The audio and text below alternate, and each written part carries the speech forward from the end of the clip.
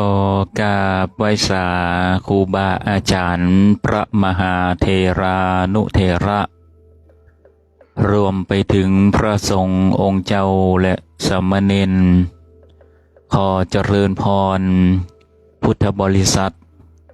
ทุกคนทุกท่านทั้งหลายที่ใฝ่ในธรรมมีจิตใจอันใฝ่ในธรรมมีจิตใจที่จะได้มาสดับรับฟังธรรมะที่จะนำไปใจในชีวิตในรายการวาทธรรมนำใจโดยอัตมภาพพระชัยวัฒนชโยวัดสปุงน้อยอำเภอป่าซางจังหวัดลำพูนก็จะได้มาพบปะกันในทุกวันอาทิตย์ตั้งแต่เวลา 8 นาฬิกาจนถึง 10 นาฬิกาด้วยกันอยู่กับอัตมาภาพพระชัยวัฒนชโยหรือว่าพระอาจารย์บอมนะก็จะได้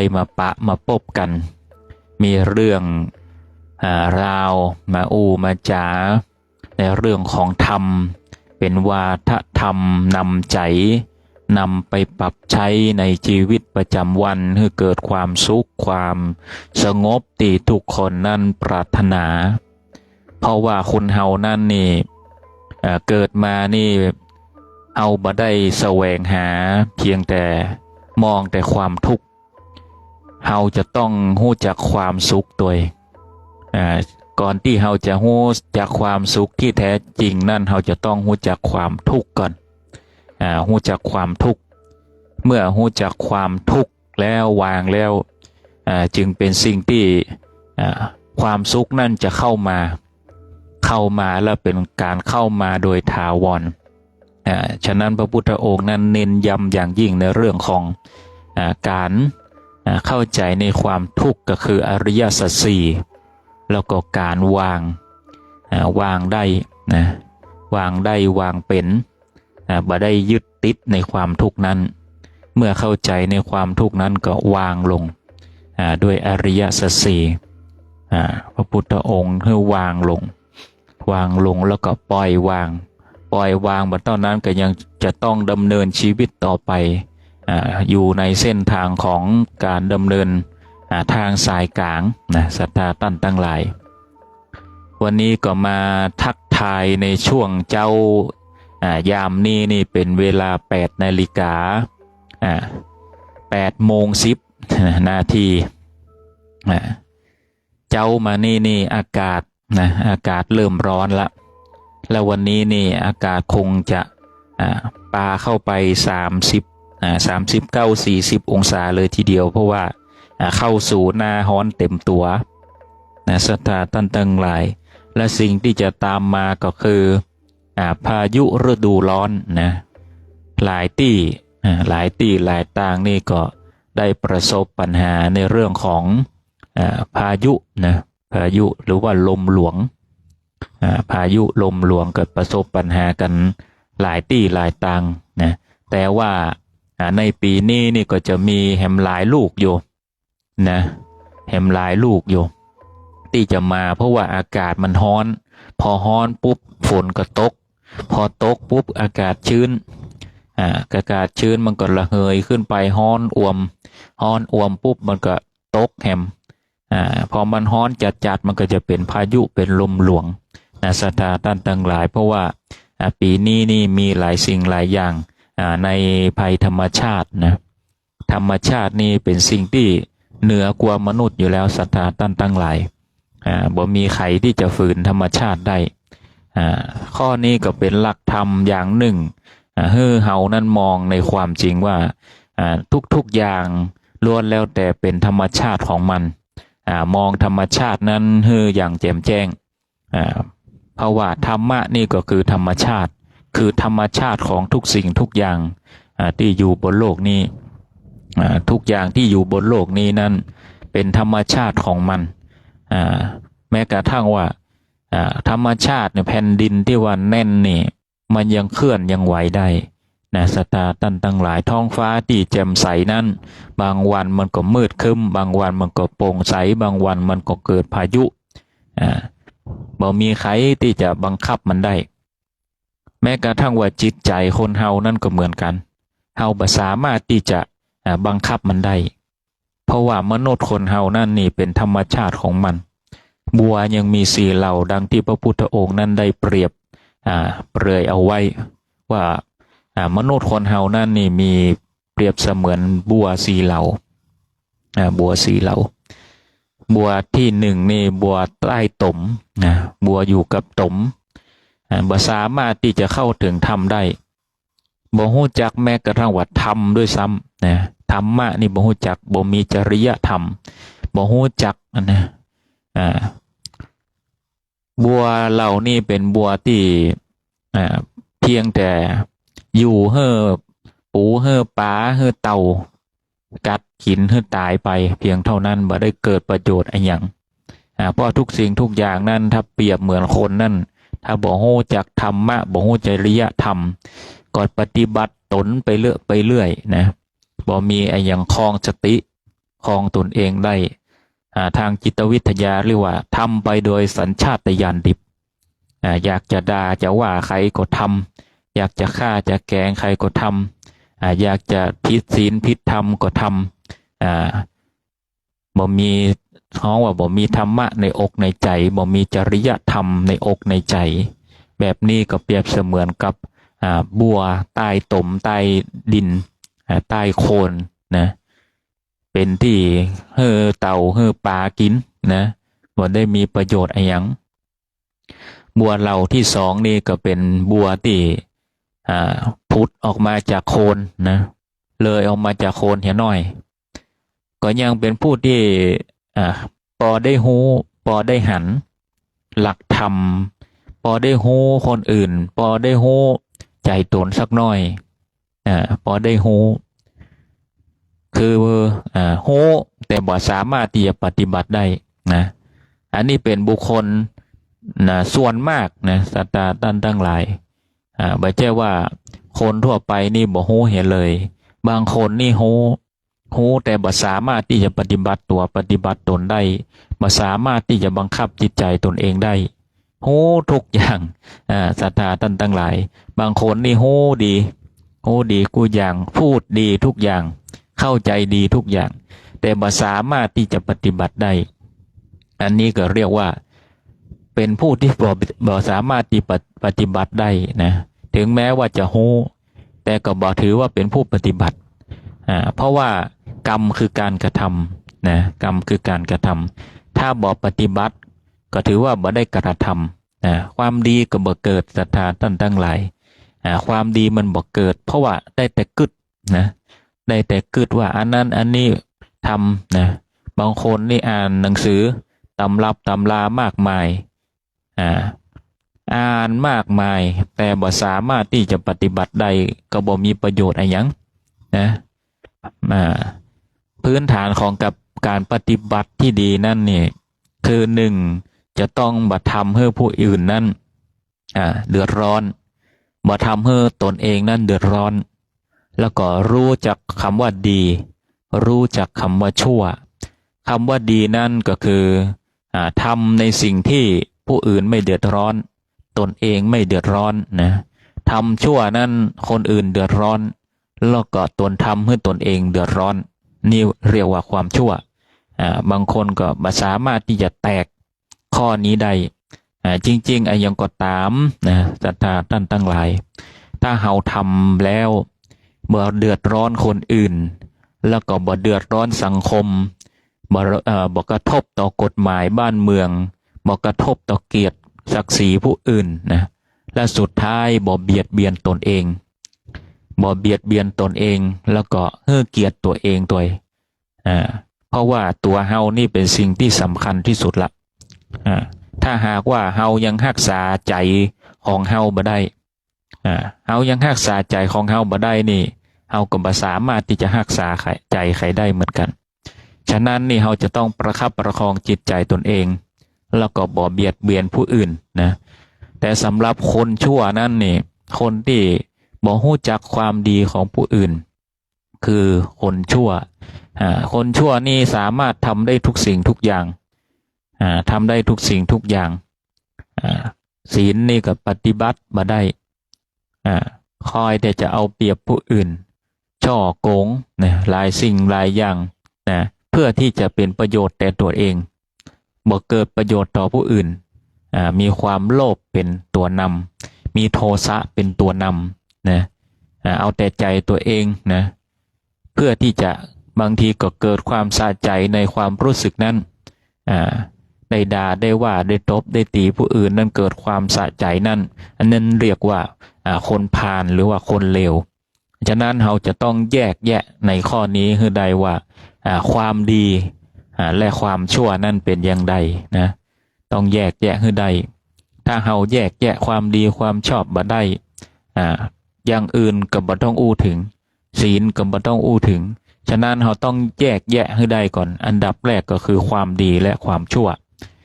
ถ้าเมื่อแยกแยะได้แล้วนั่นเราจึงมองไปที่ศีลเพราะว่าศีลเป็นตัวครอบคลุมแห่งกรรม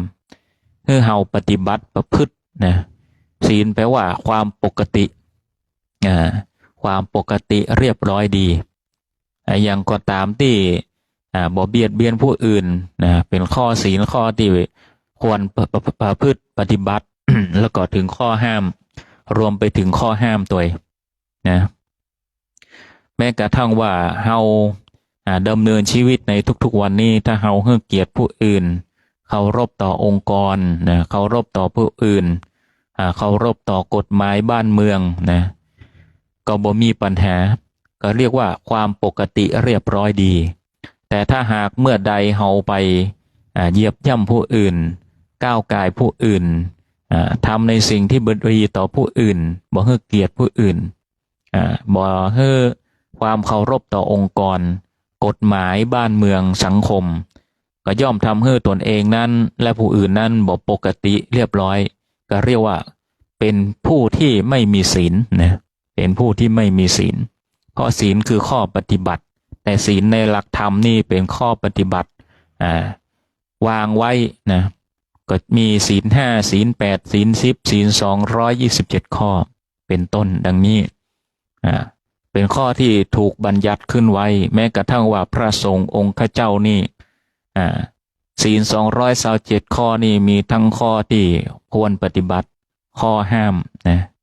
ข้อบังคับต่างๆข้อวินัยนี้มีทุกสิ่งทุกอย่างนี่เกิดขึ้นเพราะว่าเคยเกิดขึ้นในอดีตกาลเป็นข้อที่วุ่นวายมาก่อน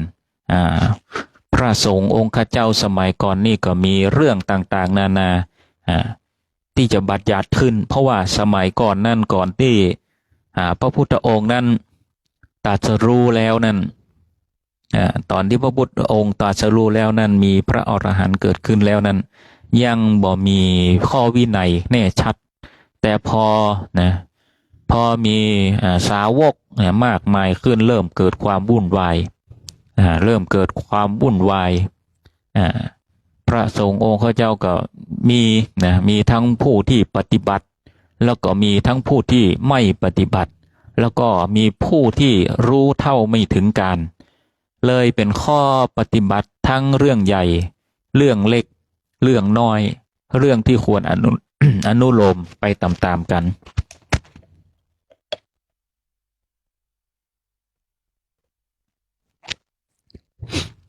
ฉะนั้นนี่ทุกสิ่งทุกอย่างล้วนแล้วแต่ถูกกำหนดขึ้นไว้นะด้วยฝีมือมนุษย์เช่นกันเพื่อให้เกิดความสุขสงบนะเพื่อให้เกิดความเคารพซึ่งกันและกันและก็บ่กระทำผิดนะในข้อต่างๆที่กำหนดไว้ฉะนั้นทุกสิ่งทุกอย่างนี่ก็คือความเป็นปกติทำตนเองให้ปกติอย่างที่เปิ้นตั้งไว้แล้วนั่นควรปฏิบัติตามในสิ่งที่เปิ้นตั้งไว้บ่ดีไปแหกกฎแหกข้อนะจะได้อยู่อย่างเป็นสุขนะเพราะว่าถ้าหากว่าแหกกฎแหกข้อไปนั่นความชิบหายของตัวของตนนั่นก็ย่อมจะเกิดอย่างสมัยที่พระพุทธกาลมีพระฉัพพคีนี่เป็นผู้ปฏิบัติประพฤติอย่างทำตัวก้าวร้าวเกเรกิริยากระโดกกระเดกอยากจะทำยังก็ทำพระฉัพพคีนี่เป็นผู้เกเร ใครมองหน้าก็ยังบ่ได้นะมักจะแจกอาวุธแม่ไม้มวยไทยนะ คือกับคณะสงฆ์อยู่ตลอดเวลาอันนี้พระฉัพพคีนี่เป็นผู้ที่ไม่ปฏิบัติอะไรเลยเป็นที่กล่าวขานในความวุ่นวายอย่างยิ่งเป็นผู้ที่กล่าวขานในความวุ่นวายอย่างยิ่งนี่แหละศรัทธาท่านทั้งหลายทุกสิ่งทุกอย่างมันเกิดความวุ่นวายเนี่ยเลยเกิดข้อบัญญัติข้อวินัยขึ้นความกระโดกกระเดกความกระด้างนี่ก็เลยต้องบัญญัติให้พระสงฆ์องค์ข้าเจ้านั้นเกิดมีวินัยขึ้นสร้างวินัยขึ้นให้มีความเรียบร้อยมีกิริยามารยาทนี่ดังปฏิบัติตนอย่างกษัตริย์นะมีความเรียบร้อยนะมีกิริยาอันงามปฏิบัติเหมือนกษัตริย์นะเพราะว่าพระพุทธองค์นั้นเคยเป็นกษัตริย์มาก่อนกิริยามารยาทนั้น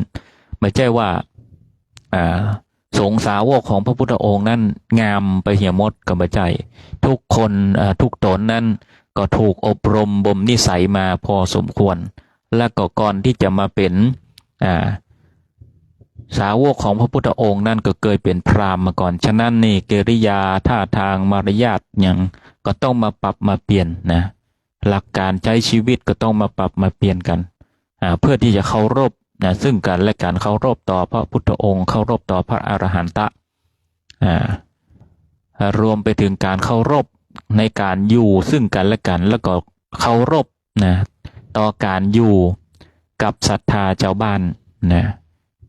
การกินการอยู่การบ่เอาเปรียบชาวบ้านนะอาหารแต่ละมื้อนั้นมีความสำคัญเพื่อเป็นกำลังนะรวมไปถึงอาหารการฉันอาหารนี่เป็นการฉันเพื่อสร้างกำลังเงือเกิด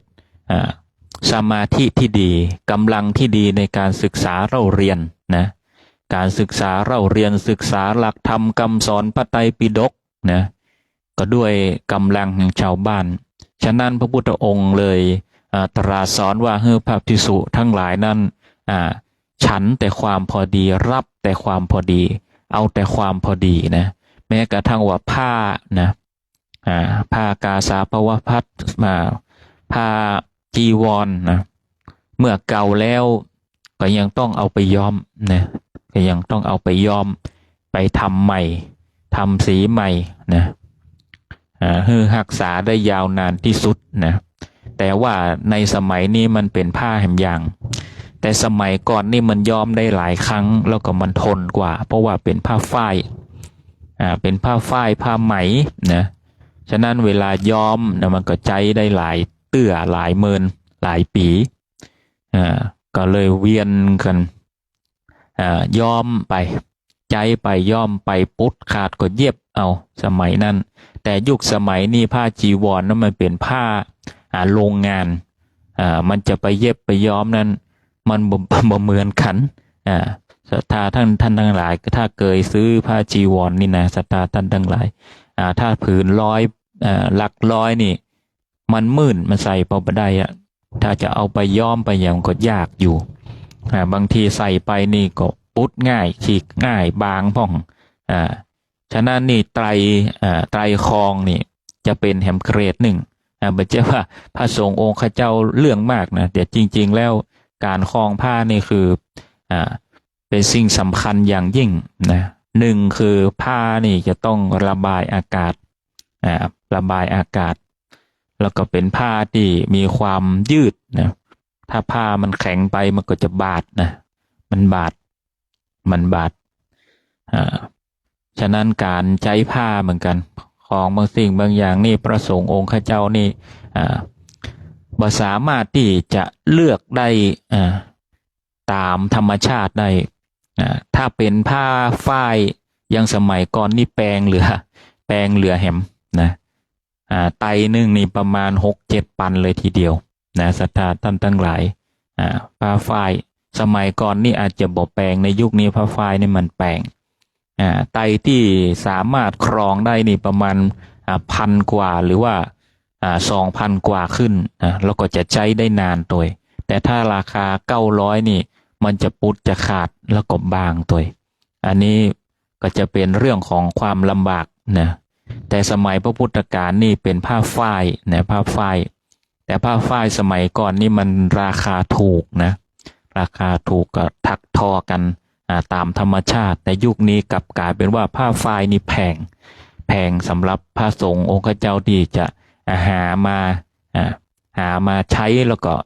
มันย้อมนั้นเป็นการยากนะศรัทธาท่านทั้งหลายถ้าหากว่าถ้าจะเอาตามพระวินัยนั้นก็แพงไปฉะนั้นนี่ต้องอยู่ในความพอดีนะอยู่ในความพอดีอย่างที่มันมากไปก็บ่ดีแล้วก็อยู่ที่การเวลาตัวถ้าจะเอาตามสมัยก่อนนั่นก็เป็นการยากต้องมาถักมาทอกันเป็นราคาแพงแต่ยุคนี้นี่ถ้าถวายพระไตรครองนี่ประมาณ 2,000 นะ 2,000 ขึ้นก็จะเป็นผ้าที่สามารถที่นุ่งห่มได้สบายระบายอากาศได้แล้วก็เวลาตากหรือพึ่งนั้นแห้งง่ายอันนี้ก็เป็นความสะดวกแด่พระสงฆ์องค์ข้าเจ้ากินผ้ากินอะไรยังก็จะได้บัดติดเหงื่อติดอะไรยังไปอันนี้ก็เป็นความเป็นอยู่ของพระสงฆ์นะพระสงฆ์รวมไปถึงพระวินัยเนาะสมัยก่อนนี่ความพอดีเนาะการคบการฉันนี่อยู่ในความพอดีให้สร้างกำลังเครื่องนุ่งห่มจริงๆเครื่องนุ่งห่มสมัยก่อนก็เป็นผ้าของฮ้องว่าผ้าห่อศพแต่ผ้าห่อศพสมัยก่อนนี่ก็ไม่ใช่ผ้าธรรมดาเป็นผ้าฝ้ายนะศรัทธาท่านทั้งหลายอย่างที่อาตมาภาพอู้ไปนะมันเป็นผ้าฝ้ายแต่ยุคนี้เป็นผ้าฝ้ายมันแปลงผ้าฝ้ายต่อนี่นะมันแปลงถึงแม้ว่าจะเป็นผ้าห่อศพมีน้ำเลือดน้ำหนองก็จริงแต่เป็นผ้าฝ้ายอย่างดีเนอะสมัยก่อนนี่นะไม่ใช่ธรรมดาถ้าอู้ถึงผ้าห่อศพนี่ก็มาตัดมาเย็บเนาะในความพอดีในสมัยก่อนนั้นมาตัดมาเย็บแล้วก็เอามาย้อมนะเอามาย้อมมันก็เหมือนใหม่ศรัทธาท่านทั้งหลายเอาบ่ได้ยึดติดนะสมัยก่อนบ่ได้ยึดติดแต่ยังอาตมาภาพเองถ้ามีอย่างอันนี่ก็บ่ได้ยึดติดนะบ่ได้ยึดติดว่าจะกลัวจะอะไรยังบ่มีเพราะว่าถ้าได้มาตัดมาเย็บนะมาย้อมเหี่ยใหม่มันก็คือผ้านั่นนะศรัทธาท่านทั้งหลายเฮาบ่ได้ยึดติดอย่างแล้วไม่ใช่สิ่งที่น่ากลัวน่าจังอย่างเพราะว่าสังขารนะคนเฮานี่มันตึงตายมันตึงเน่าเหมือนกันหมดนะมันเหมือนกันหมดนะศรัทธาท่านทั้งหลายมีอย่าง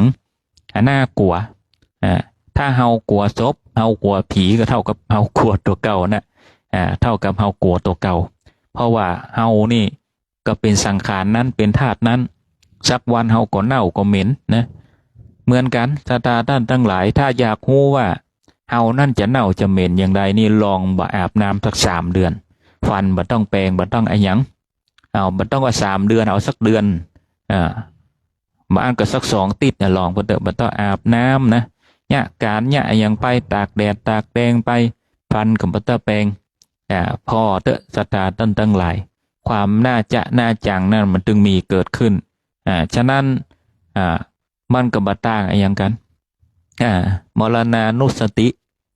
บ่ต่างอย่างกันเฮาบ่ชำระร่างกายนี่เหม็นเน่าเหม็นปากเหม็นร่างกายเป็นอย่างที่บ่ควรยึดติดนะไม่ใช่ของหอมไม่ใช่ของน่าดูนะถ้าพิจารณาดังนี้นี่ไม่ใช่ของที่น่าดูเท่าใดถ้าเฮาบ่อาบน้ำบ่แปรงฟันบ่ชำระร่างกายบ่ต่างอย่างกับศพ เพียงแต่ว่าร่างกายนั้นมีชีวิตอยู่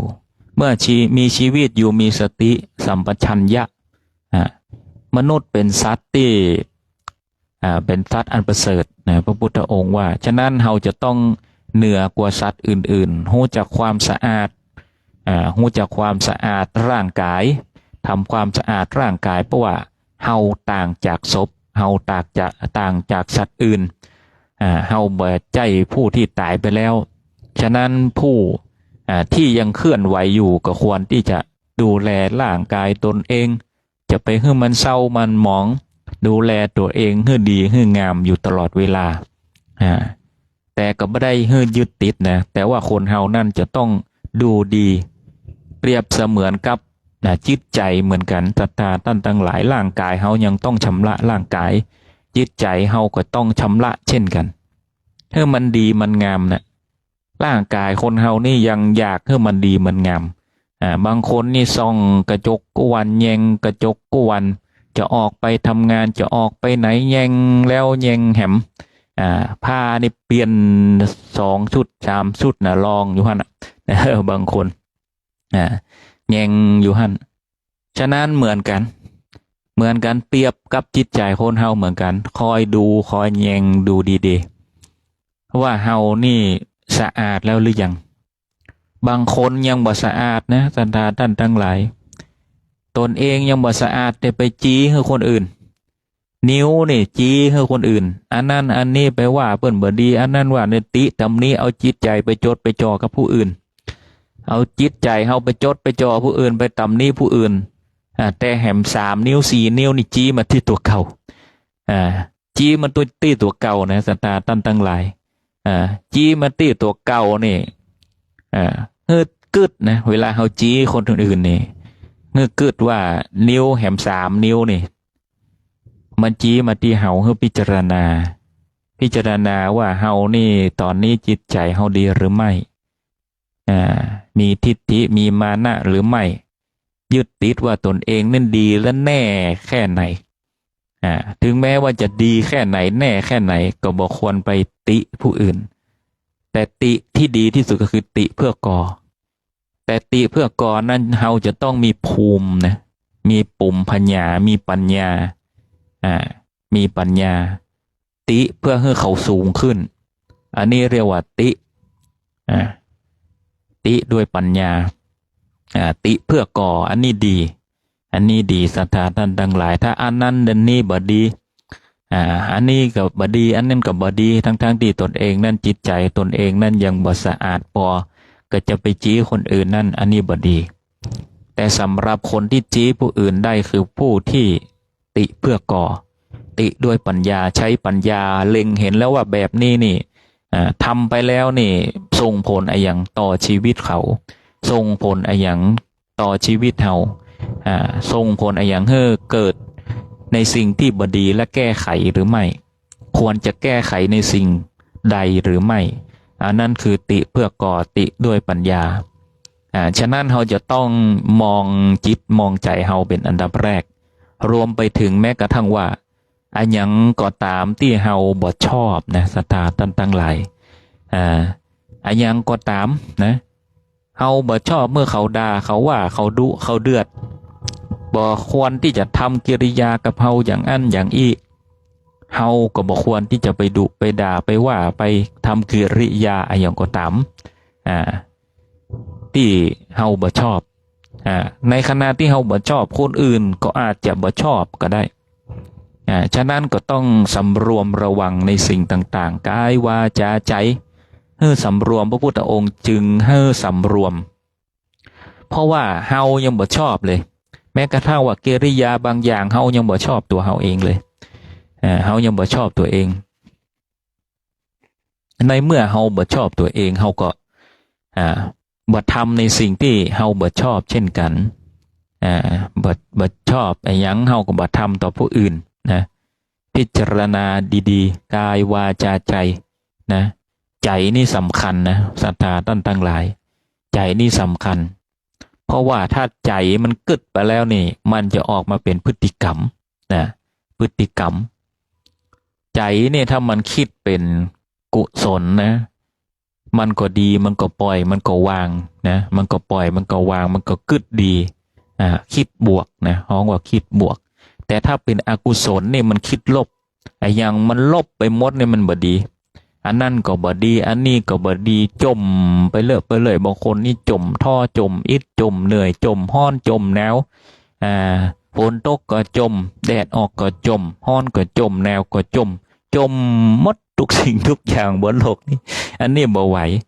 อันนี้บ่ไหวนี่ฉะนั้นนี่เราจะต้องพิจารณาดีๆในการใช้ชีวิตนี่บางสิ่งบางอย่างบ่ควรที่จะ พอฮ้องว่าบ่อู้เสียดีกว่าเนาะไอ้อย่างที่มันบ่เป็นประโยชน์นะบางอย่างที่มันบ่เป็นประโยชน์นี่บ่อู้ดีกว่านะดักเนี่ยดีกว่าแล้วก็บางสิ่งบางอย่างในบางสิ่งบางอย่างในมงคล38นี่เพิ่นว่าโคตร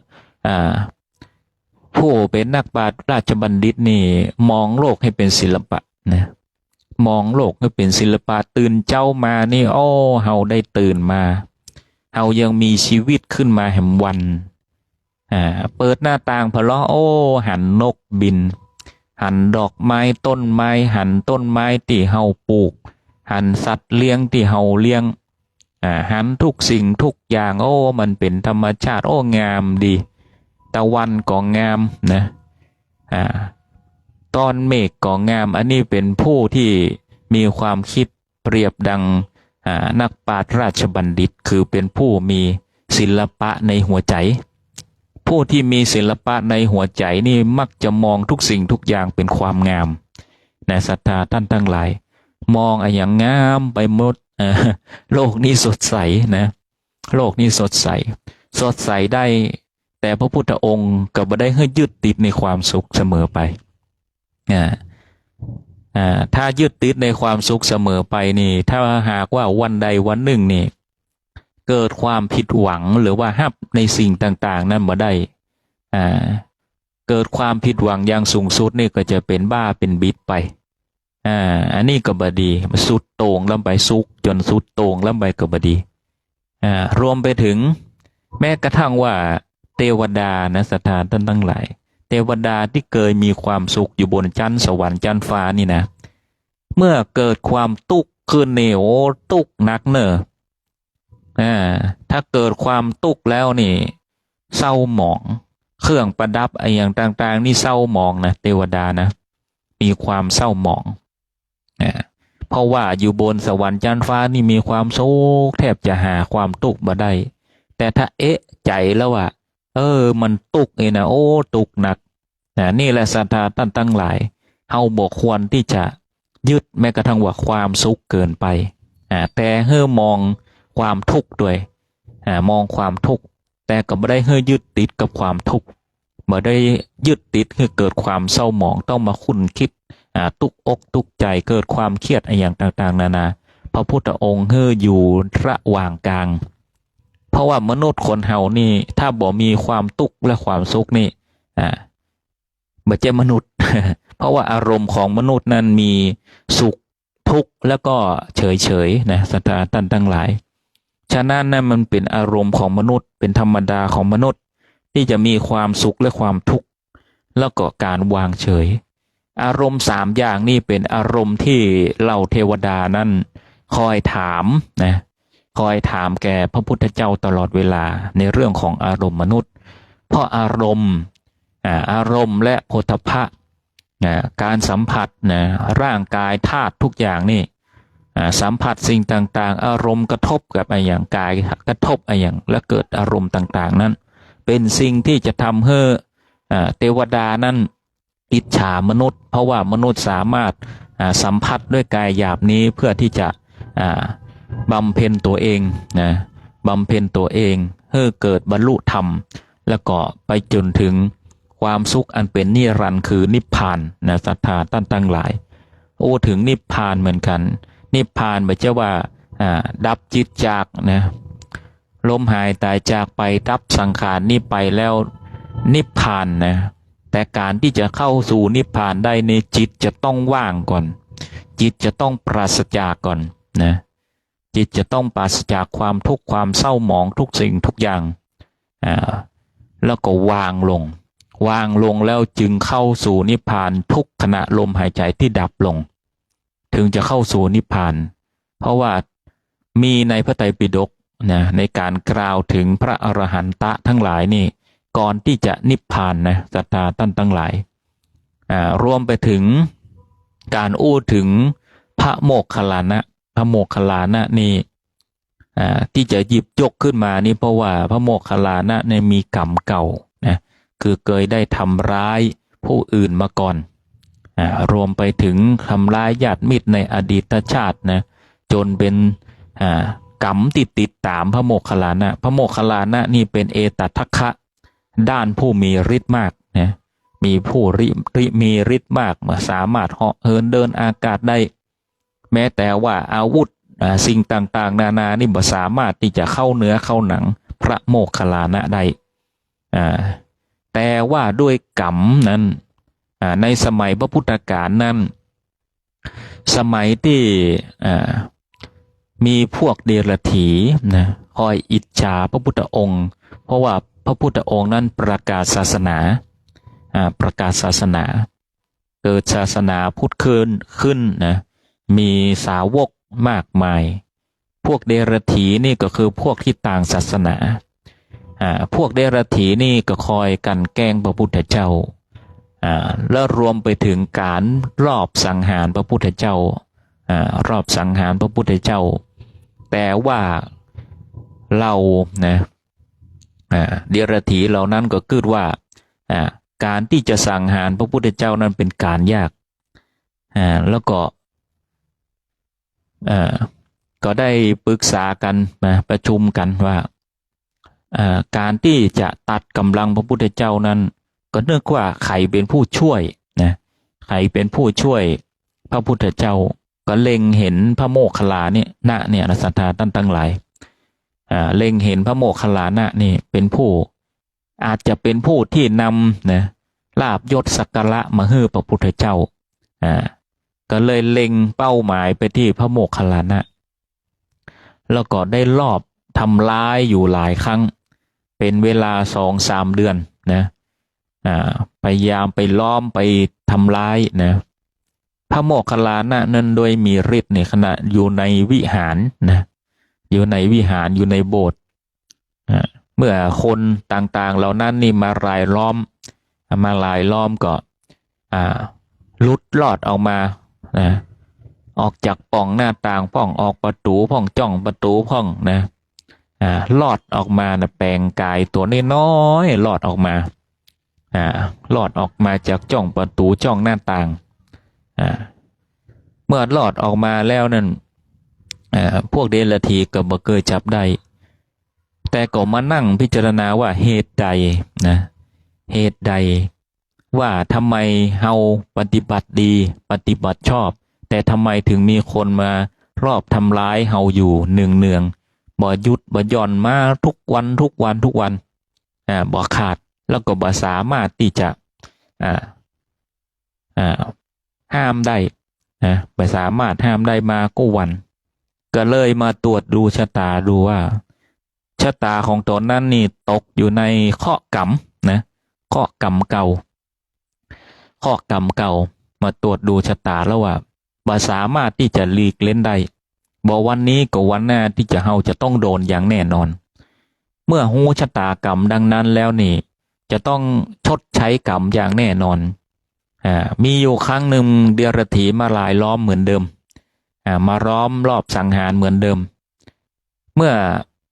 ฮู้ว่ามาปุ๊บนี่พระโมคคัลลานะก็ปรากฏตัวเลยปรากฏตัวแล้วก็บ่หนีแล้วก็บ่ใจฤทธิ์ตัวเมื่อเดรัจฉีเห็นดังนั้นนี่ก็ต่างเอาไม้มาคนเป็นร้อยนี่มาทุบมาตีนะมาทุบมาตีศรัทธาท่านทั้งหลายนี่แหละคือความอิจฉา คือความอิจฉาในพระพุทธองค์ความอิจฉาความมืดบอดความโกรธความมืดบอดของผู้ที่มีความอิจฉาอยู่เบื้องหน้าทำร้ายพระโมคคัลลานะนั้นทุบเอาจนแหลกเหลวในธรรมในพระไตรปิฎกนั้นเขียนไว้ว่าพระโมคคัลลานะนั้นถูกทุบนี่กระดูกเหลือแค่เม็ดข้าวสารแหลกจนเหลือเม็ดเล็กๆเม็ดเต้าเม็ดข้าวสารนี่ศรัทธาท่านทั้งหลายตุบแตะตุบหานะแหลกละเอียดแต่ก็ยังมีบุญอยู่พระโมคคัลลานะเป็นผู้มีฤทธิ์ยังบ่ตายยังบ่ตายเตื้อ ก็เลยใจฤทธิ์นั้นรวบรวมร่างกายนั้นประกอบขึ้นมาดังเดิมนะประกอบขึ้นมาดังเดิมแต่ก็ยังมีบุญเหลือแหมน้อยมีบุญเหลือแหมน้อยก็คิดว่าเฮานี่คงบ่ไหวละคงต้องไปลาพระพุทธเจ้าเพื่อที่จะปรินิพพานก็เลยได้เหาะไปหาพระพุทธองค์นะเหาะไปหาพระพุทธองค์และไปกราบทูลพระพุทธองค์ว่าบัดนี้ข้าพเจ้านี่มีข้อกรรม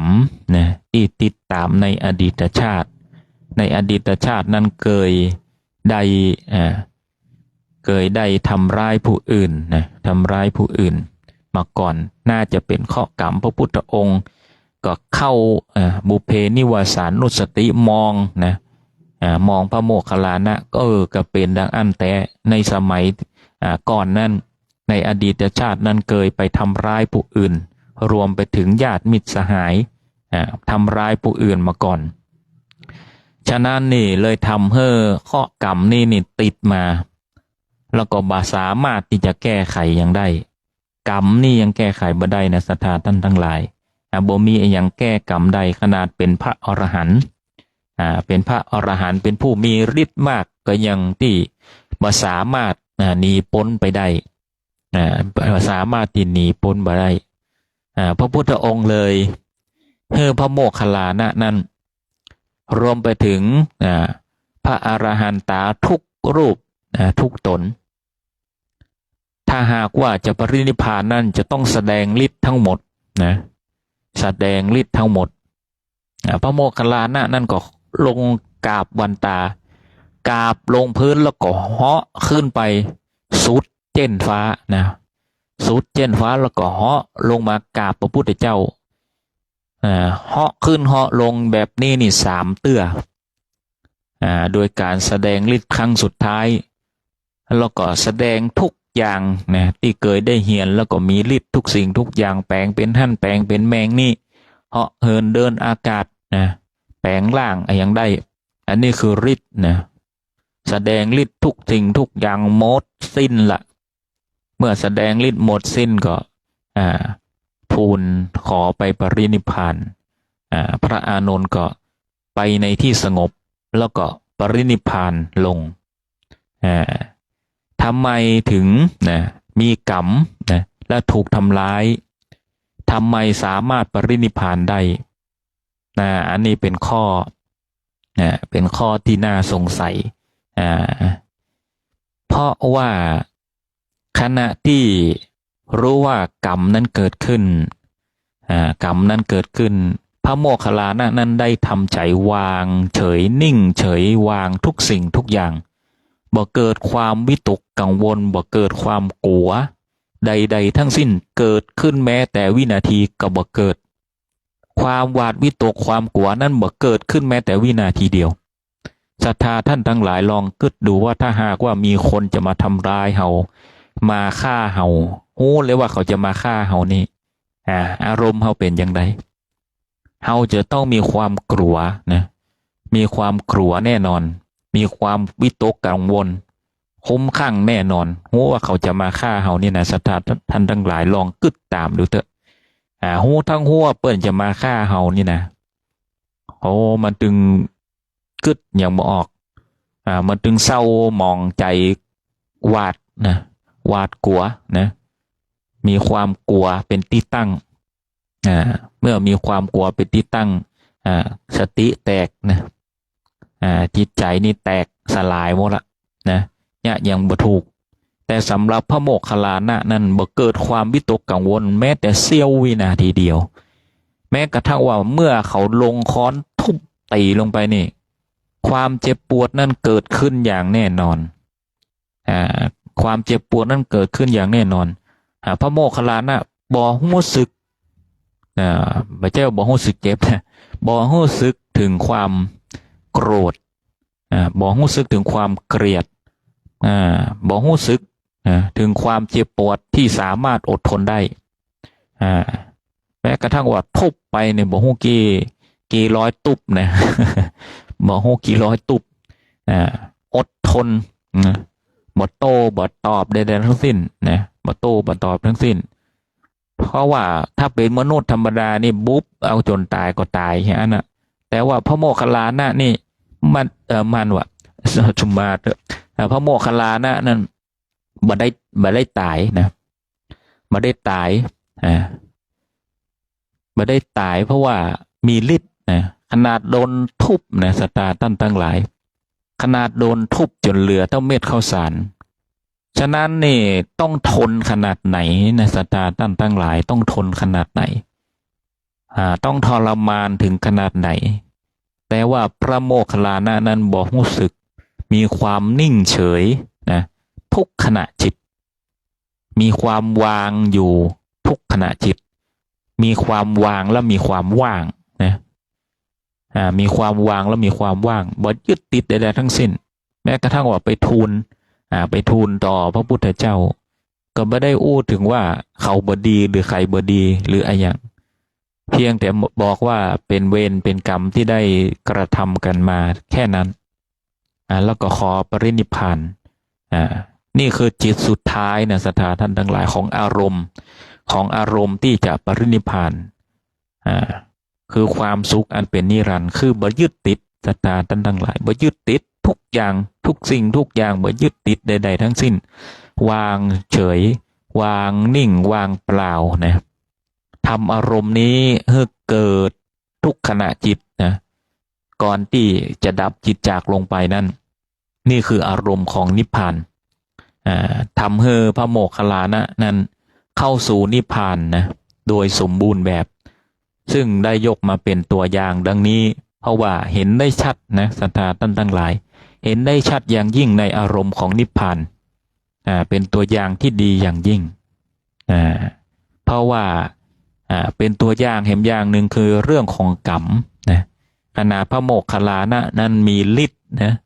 มีฤทธิ์มีเดชทุกสิ่งทุกอย่างก็ยังบ่พ้นกรรมฉะนั้นนี่คนเฮานี่ตึงบ่พ้นกรรมนี่กรรมไปบ่ได้อย่างที่จะมาแก้กรรมนั่นเป็นไปบ่ได้เป็นตัวชี้เลยว่าเฮานี่บ่สามารถที่จะแก้กรรมอย่างใดแต่ว่าคนเฮานั่นก็จะไปยึดติดกับกรรมนั่นบ่ได้คนเฮานั่นมีกรรมเป็นตัวกำเนิดอยู่ละคนเฮาเกิดมานี่มันก็มีกรรมติดมากรรมติดตัวเฮามาในอดีตชาติแต่ธรรมชาติของการเกิดนั้นคือเฮาเกิดมาเพื่อที่แก้ไขให้ดีนะให้ดีเปรียบเสมือนอาตมาภาพเปรียบเสมือนว่าคนเฮานั่นเกิดมานั่นเปรียบเสมือนบุญกุศลที่ควรจะทำนะบุญกุศลที่ควรจะทำคือสร้างจรวดขึ้นมาแล้วก็เอากำนั้นห้อยไว้ตั้งตายนั้นมัดเชือกไว้ห้อยไว้ตั้งตายทำกรรมดีไปใจเติมน้ำมันให้จรวดนั้นบุญนั้นก็เหมือนน้ำมันให้จรวดเติมไปเรื่อยๆจรวดนั่นก็จะวิ่งไปศรัทธาท่านทั้งหลายวิ่งไปตลอดกาลอายุเฮานี่ถ้าหากว่าเฮาทำความดีไปเรื่อยๆจรวดนั่นก็วิ่งไปความดีเหล่านั้นก็จะหนุนนำเฮาไปเรื่อยๆนะเรื่อยๆกรรมนั้นมันก็ตัวเฮาบ่ตันแต่เมื่อใดก็ตามที่เฮาทำกรรมชั่วไปพร้อมกันกรรมดีก็บ่ได้ทำจรวดนั่นแหละศรัทธาท่านทั้งหลายมันจะหยุดเมื่อจรวดนั้นมันหยุดนี่กรรมมันก็จะตันเฮาละเมื่อกรรมตันนี่ก็จะทำให้เฮานั้นเกิดความทุกข์เกิดความฉิบหายในชีวิตทำอะไรยังก็บ่ขึ้นนะเนี่ยยังบ่ขึ้นตีนขึ้นมือถ้าเป็นกรรมเจ้าบ้านก็เนี่ยยังบ่ขึ้นตีนขึ้นมือเนี่ยยังก็ฉิบหายหมดนะเนี่ยอะไรยังก็ล่มก็จมนะอันนี้ก็เป็นเพราะว่ามันมีกรรมเก่าอยู่มันเป็นกรรมเก่าอยู่ฉะนั้นนี่เฮาลองทำจิตใจให้มันดีมันงามไปวัดนี่ก็ไปไหว้พระพุทธเจ้าไปเข้าเฝ้าพระพุทธเจ้านั่นน่ะศรัทธาท่านทั้งหลายถ้าหากว่าเฮาเป็นพุทธบริษัทที่เคารพนับถือศรัทธาในองค์พระสัมมาสัมพุทธเจ้าแล้วนั้นให้นึกถึงนะการไปไหว้พระประธานนั่น เปรียบเสมือนการได้ไหว้พระพุทธเจ้าอันเป็นสิ่งสมมุตินะถึงแม้ว่าจะเป็นอิฐเป็นหินเป็นปูนก็ตามนะก็เป็นสิ่งที่สมมุติขึ้นเพื่อให้เห็นนะให้มองเห็นให้เป็นกุศโลบายอย่างหนึ่งให้ได้เห็นพระพุทธเจ้าแล้วก็ได้เห็นนะว่าสายตาของพระพุทธเจ้านั้นพระพักของพระพุทธเจ้าเนี่ยมองต่ำลงก็คือไม่ได้มองให้ไกลมองให้ใกล้ๆมองให้ใกล้ตัวเองที่สุดสิ่งสำคัญคือสิ่งที่ใกล้ตัวเฮาที่สุดใกล้สัมผัสสำคัญที่สุดก็คือตัวเฮาเองมองปัจจุบันพระพุทธองค์คือมองปัจจุบันสายตาเลยมองต่ำลงบ่มองไปคนอื่นบ่เอาจิตเอาใจนะไปมองคนอื่นมองขึ้นต่ำลงดูสายตานะสายตาของพระพุทธโลกพระประธานในโบสถ์ในวิหารเถอะศรัทธาท่านทั้งหลายพระโอษฐ์แย้มนะยิ้มแย้มนะเป็นผู้เบิกบานพุทโธคือผู้รู้ผู้เบิกบานนะคนเฮานั่นเมื่อรู้สัจธรรมธรรมชาติแล้วนี่ทุกสิ่งทุกอย่างมันเป็นธรรมชาติของมันนะเมื่อมันเป็นธรรมชาติของมันแล้วนั่นก็วางได้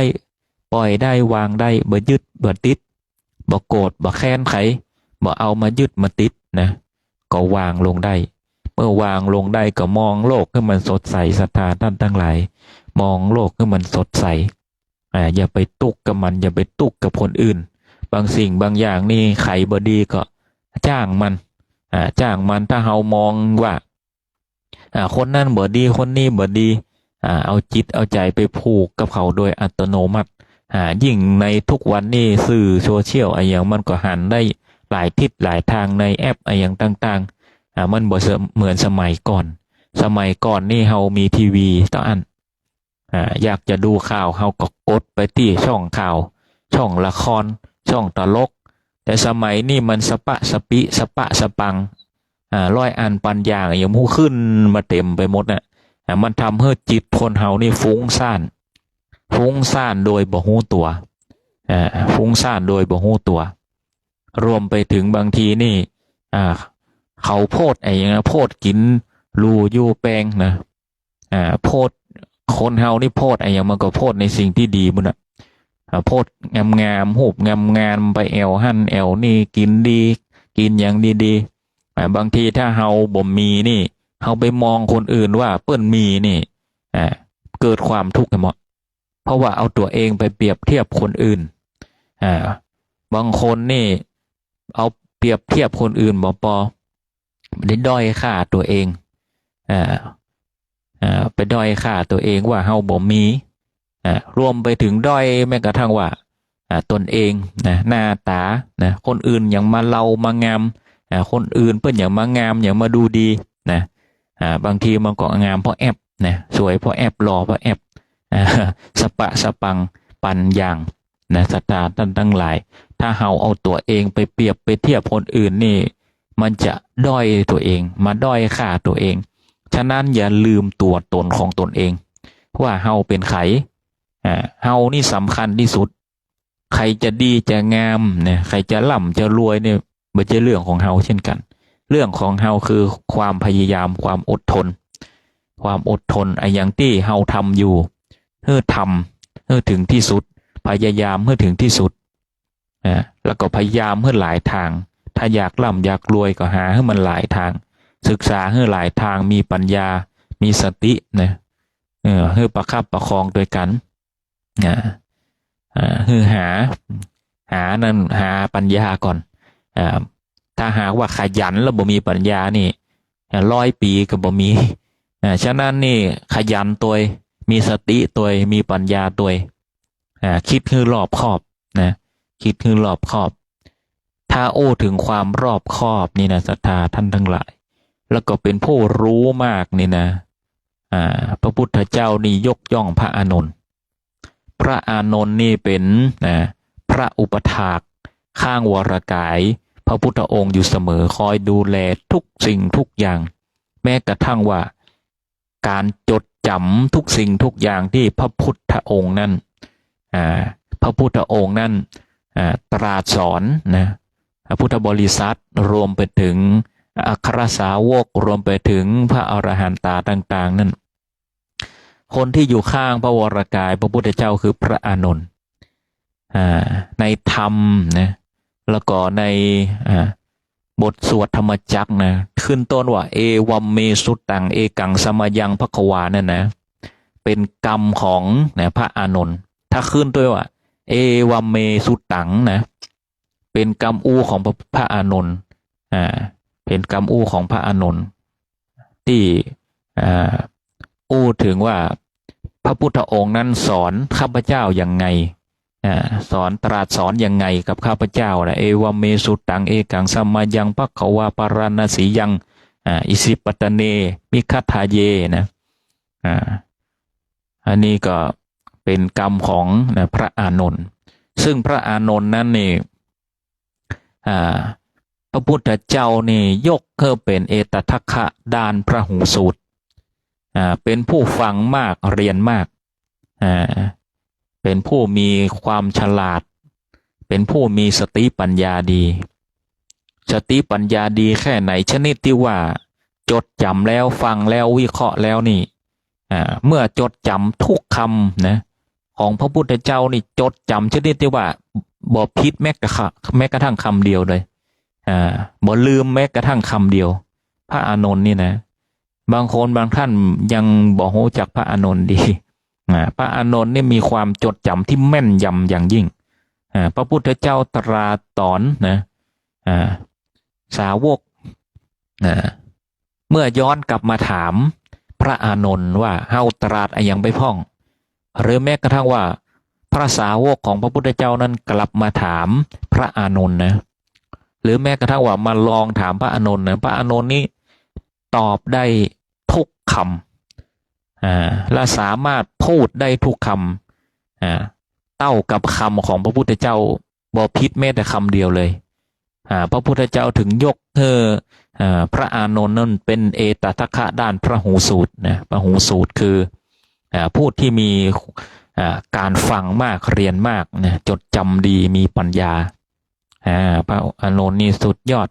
แล้วมีการเรียกว่าศิลปะในการฟังแล้วก็มีศิลปะในการถ่ายทอดที่ดีเยี่ยมนะอย่างยิ่งพระอานนท์นั้นนี่อยู่ข้างวรกายพระพุทธเจ้านี่เมื่อใครถามก็ตามนี่เหมือนกับเหมือนกับเอาเครื่องเสียงมาตั้งแล้วก็กอม้วนอยู่อย่างนั้นกอม้วนอยู่อย่างนั้นก็เป็นคำเดิมเป็นคำที่มีความห้องว่ามีความเป๊ะนะตรงคำของพระพุทธเจ้าทุกอย่างเลยบอกว่าจะกลับมาถามกี่ครั้งไก่มาถามกี่ครั้งก็ตอบได้ทุกครั้งบ่มีการลืมแม้แต่ครั้งเดียวคำเดียวพระหูสูตรนั่นความหมายก็คือ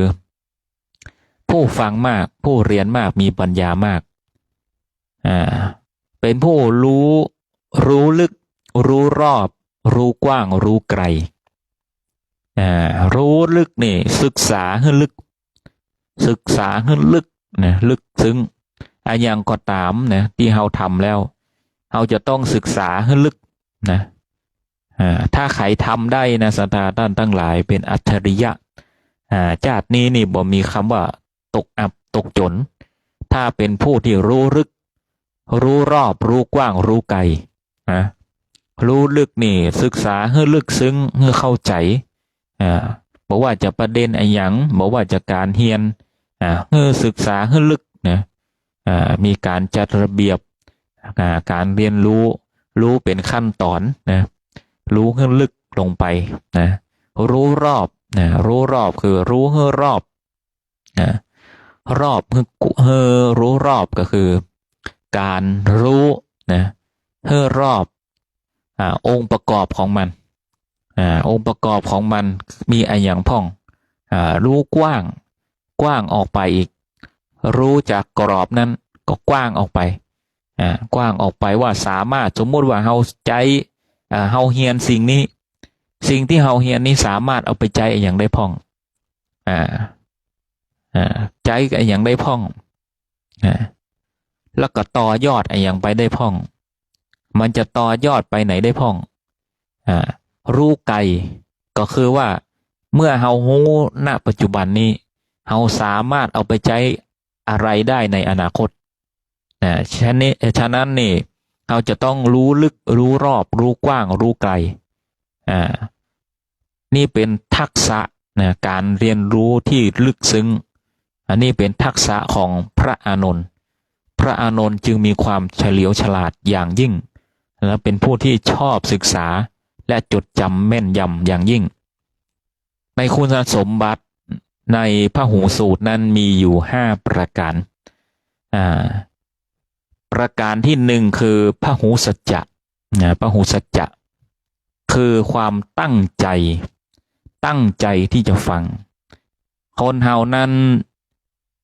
สังเกตในศรัทธาท่านทั้งหลายบางคนนั่นยังฟังด้วยกันยังปิกมาถามเฮาอยู่เพราะว่าเขาไม่ได้ตั้งใจฟังบางคนนี่จวนเฮาอู้hemก่อนจวนเฮาอู้hemก่อนบางทีไปเทศงานนี่บางคนนี่อู้กันเสร็จพอพระเทศเสร็จถามกันล่ะตะกี้ทุเจ้าเปิ้นเทศอย่างก็สรุปแล้วบ่ได้ฟังทุเจ้าสักคำเมาก็อู้กันนี่แหละศรัทธาท่านทั้งหลายบ่มีพหูสัจจะคือความตั้งใจฟังเมื่อบ่ตั้งใจฟังก็เลยบ่โหเลยว่าเปิ้นอู้อย่างเปิ้นอู้อย่างบ่โหอย่างก็ตามที่เฮาไปแล้วที่เฮาจะฟังให้ตั้งใจฟังถ้าเมื่อตั้งใจฟังแล้วนี่มันก็จะได้ความรู้นั่นนะแต่เปิ้นเจิญไปฟังหรือเฮาจะฟังเฮาบ่ตั้งใจฟังเพื่อที่จะรอไปถามคนอื่นนั่นก็เท่ากับเป็นผู้ไม่รู้ไปเหี้ยละต้องคอยให้คนอื่นมาบอกอันนี้เรียกว่าไปพึ่งคนอื่นพึ่งพาคนอื่นฉะนั้นคนเฮาจะต้องพึ่งพาตนเองอันดับแรกนี่จะต้องตั้งใจฟังแม้กระทั่งว่าการเรียนการศึกษาอย่างต่างๆเมื่อไปแล้วก็ให้ตั้งใจฟังเหมือนพระอานนท์ก่อนพระอานนท์นี่เวลาไปศึกษาเล่าเรียนอย่างก็ตามพระอานนท์มีสมาธิในการตั้งใจฟังสูงมากศรัทธาท่านทั้งหลายแม้กระทั่งว่าพระพุทธองค์นั้นเทศนานี่ตั้งใจฟังตั้งใจฟังแล้วก็พิจารณาพระอานนท์นั้นพิจารณานี่คือสาเหตุที่ว่าทำไมพระอานนท์ถึงบรรลุอรหันต์ได้ช้าก็เพราะว่าพระอานนท์นั้นเป็นผู้มีความเฉลียวฉลาดบ่ได้เข้าใจแล้วลุล่วงเหมือนอรหันตะทั่วไปแต่พระอานนท์นั้นรู้ลุล่วงแต่พิจารณาต่อแห่งลำดับขั้นหนึ่งสำหรับพระอรหันต์ทั่วไปนั้นเมื่อรู้จึงรู้และบรรลุคือจบแต่พระอานนท์รู้ลุล่วงแต่พิจารณาแห่งขั้นกลับมาคิดแล้วคิดอีกคิดแล้วคิดอีกเลยบ่ได้วางสักกรรมเมื่อบ่วางก็เลยทำให้พระอานนท์นั้นตรัสรู้บรรลุอรหันต์ได้ช้าบรรลุอรหันต์ได้ช้าเมื่อครั้งหนึ่งนี่เมื่อประชุมจะเข้าประชุมอรหันต์ทุกคนต่างบรรลุอรหันต์กันหมดประชุมใหญ่บรรลุกันหมดมีเพียงพระอานนท์เท่านั้นที่บ่สามารถบรรลุได้พระอานนท์ก็พยายามทุกวิถีทางกึดแล้วกึดแหมทำยังไงให้ตนเองนั่นบรรลุและเข้าใจทั้งที่มีปัญญาเฉลียวฉลาดกว่าทุกตนฉลาดมีความรอบรู้ทุกรอบทุกด้านแต่ก็บ่สามารถที่จะบรรลุอรหันต์ได้ จนสุดท้ายก็เลยขอพักจ้างมันเตอะเนาะเป็นภาษาเจ้าบ้านจ้างมันเตอะเฮาขอพักเขียนหน่อยกำลังจะล้มหัวนอนได้บรรลุอรหันต์นะบางคนเข้าใจเพียงแต่ว่าเมื่อจิตว่างแล้วได้บรรลุนะแต่จริงๆแล้วนี่การจะบรรลุนั่นไม่ใช่แค่ว่างการที่จะบรรลุนั่นคือรู้ก่อนพระอานนท์มีความรอบรู้อย่างสูงสุดมาแล้วเมื่อวางปุ๊บนี่เลยบรรลุอรหันต์นะไม่ใช่ว่าวางว่างแล้วบรรลุไม่ใช่จะต้องมีความรู้ก่อนฉะนั้นใครที่อยากจะบรรลุธรรมก็ต้องศึกษาธรรมเหมือนกันศรัทธาท่านทั้งหลายจะต้องบรรลุจะต้องศึกษาธรรมก่อนถึงจะบรรลุถึงจะเข้าใจในธรรมชาตินี้แต่อยู่ๆนั่งพอท้องฟ้าเราก็จะบรรลุเลยนั่นอันนี้บ่ใจอันนี้ถ้าจะได้ไปกินยา นั่งพอท้องฟ้านั่งพอเก้าไม้แล้วยิ้มนี่นะอันนี้บ่ใจละฉะนั้นจะต้องมีความรอบรู้มีความรอบรู้แล้วถึงจะบรรลุนะสิ่งเหล่านั้นได้อันที่สองคือทัตตานะทัตตาคือตั้งใจทำตั้งใจทำตั้งใจทำนี่ก็คือการเป็นผู้ปฏิบัตินะรู้แล้วปฏิบัติตามปฏิบัตินำไปใช้ถ้าหากว่ารู้แล้วไม่ปฏิบัติก็บ่มีประโยชน์อะไรอย่างเพราะทุกสิ่งทุกอย่างนี่เมื่อตายไปแม้กระทั่งความรู้นี่ก็อาจจะสูญหายไปได้แต่การปฏิบัตินี่มันครบองค์ประกอบรู้และปฏิบัตินะปฏิบัติดีมันก็จะเกิดเป็นกรรมขึ้นมากรรมคือกรรมดีนะถ้าศึกษาดีปฏิบัติออกมาดีก็เป็นกรรมดีถ้าไม่ปฏิบัติมีแต่สิ่งชั่วมีแต่อกุศลพฤติกรรมออกมาการกระทำออกมาก็สร้างเป็นกรรมขึ้นสร้างเป็นกรรมขึ้นเขาเรียกว่ากรรมชั่วอันนี้มันต่อเนื่องกันเป็นสิ่งเกี่ยวเนื่องกันนะเกี่ยวเนื่องกันเป็นสิ่งที่เกี่ยวเนื่องกันฉะนั้น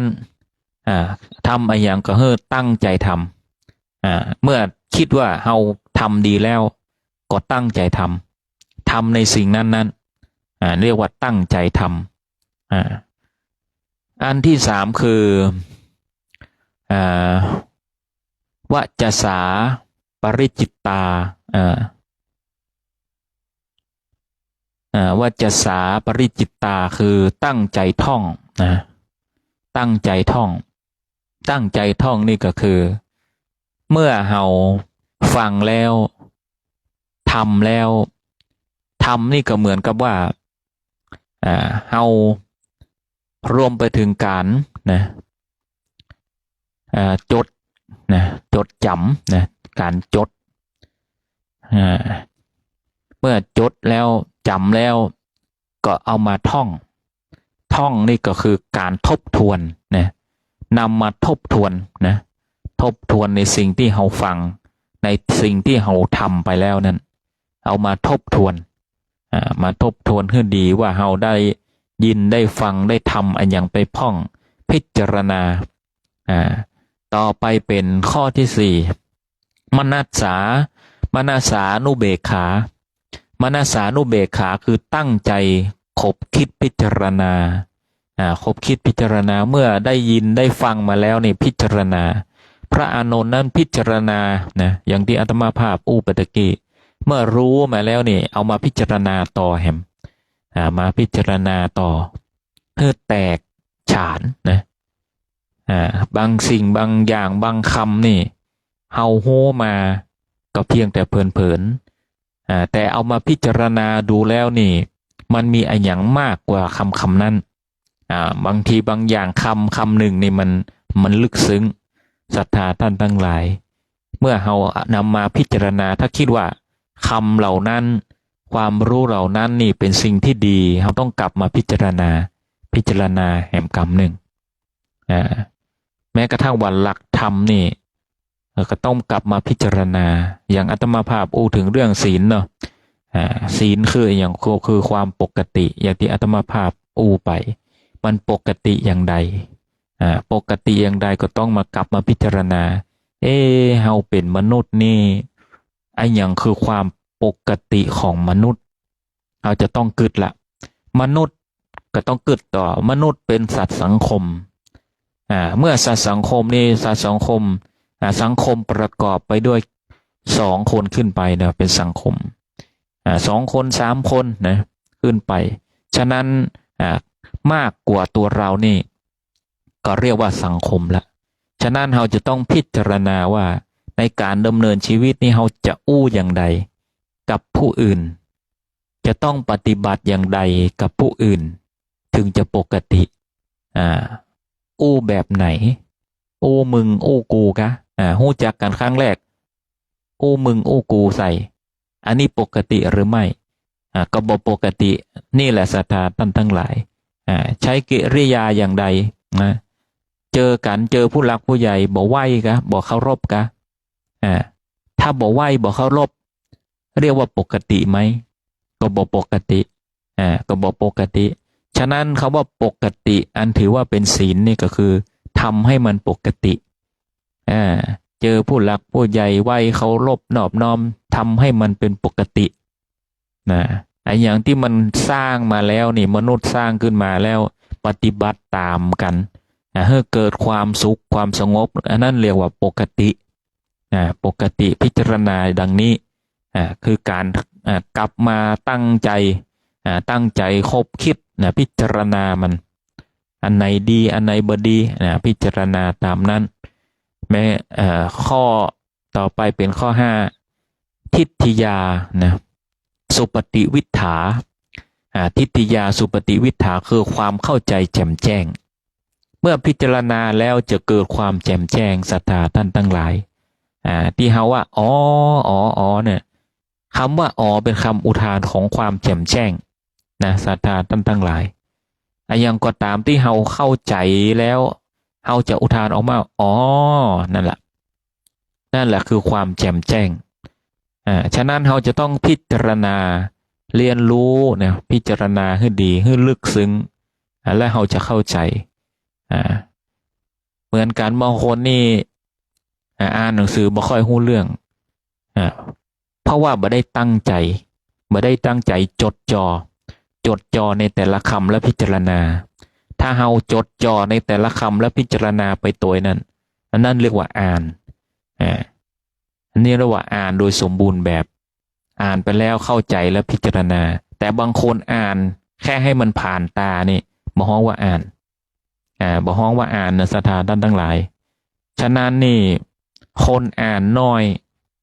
แต่เข้าใจมากอันนี้ดีอันนี้สำคัญแต่อ่านน้อยไปก็พอดีฉะนั้นนี่ถ้าอ่านเยอะต้องพิจารณาและสรุปให้ได้ตัวถ้าอ่านหนังสือหรือฟังแล้วก็พิจารณาได้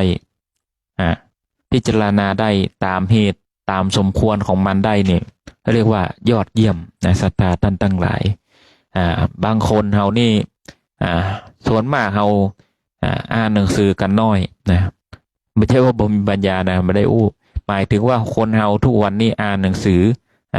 โดยที่จะเจาะจงความหมายให้ชัดเจนมันน้อยเข้าใจเพียงผิวเผินแต่ถ้าเฮาศึกษาอย่างลึกซึ้งนั่นมันจะเป็นข้อมูลเป็นปัญญาให้เฮานำทางให้เฮาไปสู่ที่ดีที่งามแม้กระทั่งว่าเกิดอาชีพเกิดทักษะในการใช้ชีวิตเนี่ยอันนี้คือสิ่งสำคัญที่เฮาจะเจาะต่างๆฉะนั้นเนี่ยเลยมีวิชาจิตวิทยาอยู่ก็คือการมองให้ลึกถึงจิตใจของคนเฮาการมองให้ลึกถึงจิตใจคนเฮาอย่างอาตมาภาพนี่จบจิตวิทยาในเรื่องของการเข้าใจอย่างคนเฮานี่เฮาก็มองแค่ว่าคนนั้นเป็นแบบนั้นคนนั้นเป็นแบบนี้เพียงแต่ผิวเผิน แต่สำหรับจิตวิทยาผู้เรียนจิตวิทยาจะมองถึงว่าเบื้องลึกเบื้องหลังทำไมพฤติกรรมเขาถึงเป็นแบบนี้อดีตส่งผลให้กับปัจจุบันส่งผลให้อนาคตนะเขาจะมองลึกเจาะไปเรื่อยๆแบบนี้แม้กระทั่งพระพุทธองค์ก็เรียนในเรื่องของจิตเรียนมาก่อนในตอนที่เป็นเจ้าชายสิทธัตถะก็เรียนมาก่อนเรียนเรื่องของจิตใจมนุษย์นะ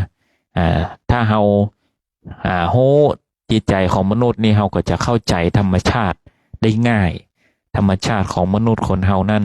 แล้วก็รวมไปถึงพื้นฐานของมนุษย์คนเฮานี่เกิดมานี่นะพื้นฐานของมนุษย์คนเฮาเกิดมานี่จิตใจเบื้องลึกของมนุษย์นั่นคือความรักมนุษย์ทุกคนบอกว่าไผก็ตามเกิดมาในโลกใบนี้เนี่ยต้องการความรักทั้งนั้นแหละสัตว์ท่านทั้งหลายฉะนั้นนี่เราจึงจะต้องมีความเมตตาต่อกันเมตตาต่อกัน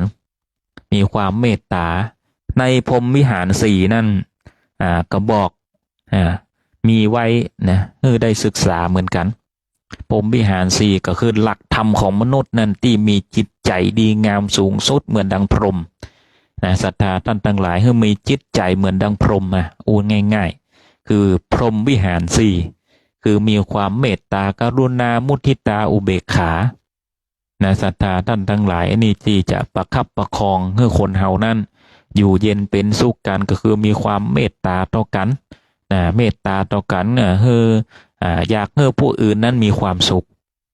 อยากให้ผู้อื่นมีความสุขบ่ทำความทุกข์ให้ผู้อื่นอันไหนที่เป็นความทุกข์ต่อผู้อื่นนั้นเฮาก็บ่ทำมีความเมตตามีความอยากให้ในสิ่งที่ดีที่งามอยากให้สิ่งของนั้นแก่ผู้ยากไร้อันนี้ก็เรียกว่าเมตตาอยากให้ผู้อื่นบางคนนี่เมตตาโดยการเป็นคนตลกยิ้มแย้มแจ่มใสอันนี้ก็เรียกว่าเมตตานะศรัทธาท่านทั้งหลายมีรอยยิ้มมี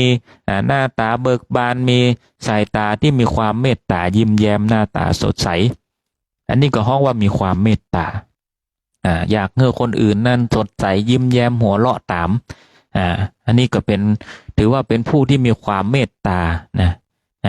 อันนี้เป็นลักษณะของความเมตตาที่แสดงออกนะศรัทธาท่านทั้งหลายแสดงออกด้วยกิริยาท่าทางสีหน้าท่าตาบางคนมองออกนะมองออกได้ว่าใครมีความเมตตาหรือบ่มีความเมตตานั้นมองออกด้วยการกระทำได้พฤติกรรมหรือว่าภาษาอังกฤษเรียกว่า behavior behavior นะพฤติกรรมอันที่สองคือความกรุณานี่มีความปรารถนาให้ผู้อื่นนั้นพ้นทุกข์นะปรารถนาให้ผู้อื่นนั้นพ้นทุกข์ปรารถนามีความหวังดีนะอย่างสมมตินะพระมหากรุณาธิคุณขององค์พระสัมมาสัมพุทธเจ้านั้นมีความปรารถนาดีมีความกรุณาดีที่จะทำให้มนุษย์คนเฮานั้นหลุดพ้นจากความทุกข์หลุดพ้นจากความทุกข์บอกให้เกิดความทุกข์นะพระพุทธองค์นั้นเสียสละนะทั้งชีวิตเสียสละความสุขสบายทุกอย่างเป็นถึงกษัตริย์นะเป็นถึงกษัตริย์เป็นเจ้าชายสิทธัตถะหน้าตาท่าทางมีความรู้มีวรรณะสูงนะครบพร้อมนะเป็นผู้ที่มาเกิดด้วยความครบพร้อมทุกสิ่งทุกอย่างเลยพระองค์ท่านก็สละความสวยงามความสุขสบายทุกสิ่งทุกอย่างสละให้โลกได้เห็นสละให้เป็นตบะความตั้งมั่นความเพียรที่จะบรรลุนะสิ่งเหล่านี้นี่ไม่ใช่แค่ว่าชาตินี้ชาติเดียวที่บรรลุเป็นพระพุทธเจ้าแต่พระพุทธองค์นั้นบำเพ็ญมาทุกชาติในนิทานชาดกก็มีหลายเรื่องที่พระพุทธองค์นั้นเสวยพระชาติเป็นต่างๆนานาเป็นทั้งมนุษย์เป็นทั้งสัตว์นะบำเพ็ญมาทุกสิ่งทุกอย่างแม้กระทั่งว่ามาเกิดมาเป็นมนุษย์ในสมัยพุทธกาลนั่นก็มีความเสียสละบำเพ็ญตนเองแล้วก็ทดลอง ทนทุกกิริยาต่างๆนานาให้เกิดความทรมานอดข้าวอดน้ำนะอดข้าวอดน้ำหยั่งสมาธิกัดฟันจนร่างกายผายผอมสูดโทรมทุกสิ่งทุกอย่างลองมาแล้วมันบ่ใจมันบ่ใจเพราะว่ามนุษย์คนเฮานั่นต้องอยู่ในความพอดีกินให้พอดีพอดีอยู่ความตั้งมั่นในความพอดีถึงจะมีสารอาหารไปเลี้ยงสมองร่างกายให้ได้ปฏิบัติถ้าหากว่าร่างกายบ่สมบูรณ์การปฏิบัติก็บ่สมบูรณ์เช่นกันซึ่งมีผลกระทบนะต่อกันอันนี้เรียกว่ามีความกรุณาแม้กระทั่งว่าเฮานี่แม้กระทั่งว่าใครที่เป็นครูบาอาจารย์ก็มีความเมตตากรุณาต่อลูกศิษย์อยากให้ลูกศิษย์นั้นมีความเจริญก้าวหน้าพยายามสอนพยายามประคับประหงมพยายามบ่นพร่ำบ่นให้ได้ดิบได้ดีอันนี้ก็เรียกว่าการุณามีความกรุณาต่อลูกศิษย์อย่างนี้เป็นต้นแม้กระทั่งว่าบิดามารดาพร่ำสอนนะบิดามารดานี้นับว่าเป็นครูบาอาจารย์คนแรกของเฮาเป็นผู้ที่คอยสอนนะคอยสอนเฮาฮู้จักกรรมต่างๆนานาฮู้จักทุกสิ่งทุกอย่างบนโลกใบนี้เบื้องต้นก็ถือว่าเป็นผู้ที่มีความเมตตากรุณาเลี้ยงดูเฮามาอบรมเฮามานี่เป็นอันดับแรกอันที่สามนี่มุทิตาคือความยินดีความยินดียินงามต่อผู้อื่นนะบ่มีความอิจฉาริษยาศรัทธาท่านทั้งหลายเปิ้นได้ดีก็ดีดีเนาะเด้อยินดีกับเขานะเปิ้นมีก็ยินดีนะยินดีกับเขาไอ้อย่างที่เปิ้นประสบความสำเร็จนะพยายามยินดีกับเปิ้นนะพยายามยินดีมีความสุขกับเปิ้นและชีวิตจะดีนะอย่าไปอิจฉาริษยาซึ่งกันและกันอย่างสมมติว่าทำงานเจ้านายยกย่องนะยกย่องผู้ที่ปฏิบัติดีทำงานดีมีความขยันหมั่นเพียรในสิ่งที่หัวหน้าพิจารณาแล้วว่าเขาสมควรแก่ตำแหน่งนั้นเขาสมควรแก่รางวัลนั้นถึงแม้ว่าเขาจะดีกว่าเขาแต่เขาไม่ได้รับเลือกหรือว่าเขาอาจจะมองบ่ถึงนะเขาก็ต้องมีความยอมรับและกับมุทิตาคือความยินดีกับเขานะเพราะว่าสิ่งที่ดีเขาย่อมมองเห็นนะถึงแม้ว่าอาจจะมีความลำเอียง มีความลำเอียงนิดหน่อยอาจจะมีความลำเอียงนิดหน่อยเฮาก็ดีก็ยินดีกับเขานะอย่างที่มันเหมือนใจเฮามันเหมือนใจของเฮามันก็ดึงเหมือนใจของเฮาอย่างที่เฮายินดีได้ก็ยินดีกับเขามีความสุขกับเขามันบ่มีไอ้อย่างเที่ยงแท้อย่างในโลกใบนี้แม้กระทั่งว่าลาภยศสรรเสริญตำแหน่งไอ้อย่างก็ตามมันมีอย่างเที่ยงแท้มันบ่มีไอ้อย่างเป็นของเฮาสักอย่างให้พิจารณาดังนี้ถ้าหากว่าเขาบดีแต่ก็ถูกว่าถูกยกย่องหรือว่าเขาห้องว่าเลียขานายเนาะไม่ใช่เลขาสกรรม เลียขานายก็ยินดีนะเขายังขยันเขาขยันคิดในทางที่ดีเขามีความขยันเข้าใจเจ้านายเข้าใจเอาอกเอาใจในสิ่งที่เราบ่สามารถทำได้เช่นกันก็มีความยินดีคิดบวกเข้าไว้นะเป็นต้นข้อที่สี่นี่อุเบกขานั่นคือการวางเฉยนะในกรรมของคนอื่นนะในกรรมของคนอื่นมีกรรมของคนเป็นกรรมของคนอื่นแล้วก็มีความเที่ยงธรรมอย่างกดตามนะวางเฉยนะนานาจิตตังคนเฮามันตึงบ่เหมือนกันอย่างเป็นกรรมของผู้อื่นใครทำบ่ดีมันก็เรื่องของเขาในข้อนี้นี่อาตมาภาพนี่พูดบ่อยมากในเรื่องของเขามันเรื่องของเขานี่แสดงว่ามันเป็นกรรมของเขา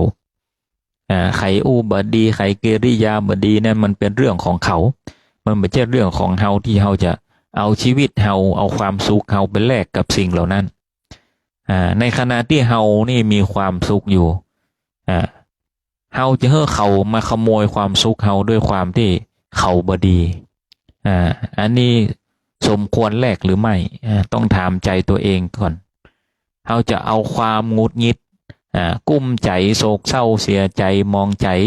หุ่นคิดความเครียดเอามาใส่ใจเฮาแล้วเอาความสุขนั้นไปแลกกับคนอื่นเอาไปให้คนอื่นเขาว่าเฮาบ่ดีเขาติสินนินทาเขาว่าร้ายกล่าวร้ายถ้าเฮาบ่ฮับเอามาพระพุทธองค์ว่าของขวัญอันนี้จะเป็นของใครถ้าเราไม่รับของสิ่งนี้นี่ก็เป็นของผู้ที่ให้เพราะเฮาบ่ได้ฮับเฮาบ่ได้ฮับเอามาสิ่งที่เฮาตุกใจนั่นก็เพราะว่าเฮาฮับเอามานะศรัทธาด้านตั้งหลายเฮาฮับเอามาเฮาเอามาบ่พอเฮาเอามากึดแหมคำเฮาเอามากึดนั่งกึดนอนกึดนะบางทีนี่ผ่านไป3 วันก็ยังกึดผ่านเป็นเดือนก็ยังเอามากึดผ่านเป็นปีเมื่อเขาด่าไปแล้วเมื่อปีที่แล้วเอามากึดอยู่ เขาด่าเมื่อปีที่แล้วนี่ยังเอามากึดอยู่นะนี่แหละเราต้องหยุดนะหยุดปรุงแต่งมันอย่างที่มันบอกควรจำก็บ่จำเพราะสิ่งเหล่านี้นี่เมื่อจดจำไปแล้วนี่บ่เกิดสิ่งที่ดีกับเราจิตใจมองเศร้านะกุ้มอกกุ้มใจนะร่างกายเสื่อมโทรมเป็นโรคเป็นภัย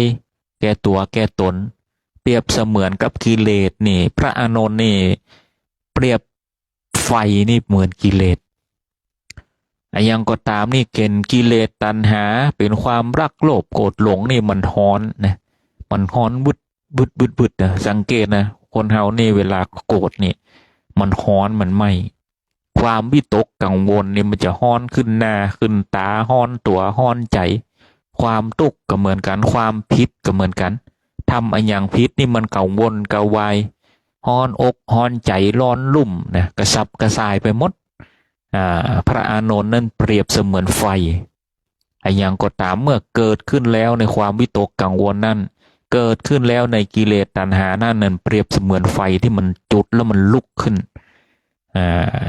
มันเกิดความวิตกกังวลวุ่นวายใจแม้กระทั่งว่าความคาดหวังทุกคนเฮานี่มีความคาดหวังเปิ้นจะดีกับเฮาหวังว่าเปิ้นจะฮักเฮาเปิ้นบ่ฮักเฮาก็เสียอกเสียใจผิดหวังถูกทอดทิ้งพ่องอย่างพ่องเมื่อกึดดังนั้นนี่เกิดความเศร้าหมองร้อนรุ่มกุ้มใจเนี่ยที่เปิ้นฮ้องว่าร้อนรุ่มกุ้มใจก็เพราะเนี่ยแหละมันฮ้อนเหมือนไฟพอเวลาเฮาโกรธเวลาเฮาเครียดเวลาเฮากุ้มใจกระวนกระวายใจลองจับพออุ้งมือนี่จับพอผิวนี่มันดึงฮ้อนไปหมดเนี่ยศรัทธาท่านตั้งหลายลองไปจับมือคนเข้าวัดเข้าวานั่งสมาธิปฏิบัติธรรมพอแล้วไปลองไปจับมือเปิ้นพอผิวเปิ้นผิวยังเย็นนะศรัทธาท่านทั้งหลายคนปฏิบัตินะผิวเปิ้นจะเย็นนะหน้าเปิ้นจะเย็นผิวพรรณเปล่งปลั่นจุ่มเย็นหน้าตานี่อมไปด้วยรอยยิ้มมีความสุขฉะนั้นนี่เฮาจงรักษาใจตนเองไว้ให้ดีรักษาใจตนเองไว้ให้ดีอย่าให้ใครนั้นขโมยความสุขเฮาไปอย่างที่เป็นความสุขของเฮานี่อย่าให้เขาขโมยไปได้นะศรัทธาท่านทั้งหลายอย่าขโมยให้เขาขโมยไปได้ถ้าหากว่าเฮาทำดีแล้วจงรักษาความดีนั้นไว้ถ้าหากว่าเขาทำบ่ดีกับเฮาแล้วเฮาไปทำบ่ดีอย่างเขาก็เปรียบเสมือนกับว่าเฮาก็กลายเป็นคนบ่ดีนั่นเฮาไปเพิ่มคนบ่ดีขึ้นมาแหมก็คือตัวเฮานี่แหละศรัทธาท่านทั้งหลายเฮาตอบโต้เมื่อใดเฮาทำร้ายผู้อื่นเมื่อใดเฮาไปด่าทอผู้อื่นเมื่อใดจากที่ว่าไอ้คนนั้นบ่ดีไอ้คนนี้บ่ดีอันนั้นก็จะกลายเป็นเฮานั่นแหละศรัทธาท่านทั้งหลายกลายเป็นว่าเฮานั่นเป็นคนบ่ดีเหมือนกับเขานั่นแหละศรัทธาท่านทั้งหลายถ้าเฮามองว่าเขาบ่ดีนั่นเงียบไว้เก็บเอาไว้นะ เปรียบเสมือนพระพุทธองค์นั้นยอมเก็บความทุกข์ไว้ในขณะที่สมัยที่พระพุทธองค์นั้นตรัสรู้ใหม่ๆนั้นพระพุทธองค์นั้นถูกนะลองกึศดูนะศรัทธาท่านทั้งหลายการเกิดพระพุทธศาสนาครั้งแรกนั้นเมื่อพระพุทธองค์นั้นประกาศศาสนาเหล่าพราหมณ์และพวกเดรัจฉีนี่บ่พอใจอย่างยิ่งสร้างความบ่พอใจให้หมู่พราหมณ์และเดรัจฉีอย่างยิ่งเพราะว่าเป็นผู้ที่ขึ้นมาใหม่ๆเลยเปรียบเสมือนน้องใหม่เลยต่างถูกกล่าวหาด่าว่านินทาต่างๆพระพุทธองค์นั้นรับสิ่งเหล่านี้แล้ววางมันทิ้งรับสิ่งเหล่านี้มาพิจารณาให้เป็นธรรมบ่ได้เหมือนเฮานะบ่ได้เหมือนปุถุชนคนธรรมดาเฮานี่บ่ฮับนี่เป็นดีเฮาบ่ฮับเอามาเนี่ยเป็นดีจะได้บ่ทุกข์แต่พระพุทธองค์นั้นฮับมาพิจารณาฮับเข้ามาแล้วพิจารณาแล้วกลับไปเป็นคำสอนฉะนั้นนี่พระพุทธองค์นั้นถือว่าเป็นมนุษย์ที่ประเสริฐนะเป็นสัตบุรุษที่ยิ่งใหญ่เป็นมหาบุรุษในธรรมเรียกว่าพระมหาบุรุษเป็นมหาบุรุษนะเพราะว่าบ่สามารถที่จะมีใครทำได้เท่าพระพุทธองค์คือการรับความทุกข์เข้ามาแล้วพิจารณาตอบโต้ไปด้วยดอกบัวนั่นก็คือหลักธรรมคำสอนเปรียบเสมือนที่พญามารนั่นพยายามพุ่งหอกพุ่งดาบเข้าใส่พระพุทธองค์ด้วยรัศมีบุญญาบารมีนั่นรัศมีเหล่านั้นนี่ก็ปรับเปลี่ยนให้หอกให้ดาบนั่นกลายเป็นดอกบัวอันนี้ก็เป็นเชกเช่นเดียวกันก็คือสิ่งที่มากระทบพระพุทธองค์นั้นไม่ว่าจะเป็นกรรมด่ากรรมว่ากรรมแจ้งกรรมดูถูกต่างๆนานาทุกสิ่งทุกอย่างนี่โดนมาสะปะอย่างนะพระพุทธองค์โดนมาสะปะอย่างแต่ว่ากลับเอามาคิดพิจารณาแล้วนำสะท้อนกลับไปเป็นหลักธรรมคำสอนให้เกิดประโยชน์แก่โลกนะ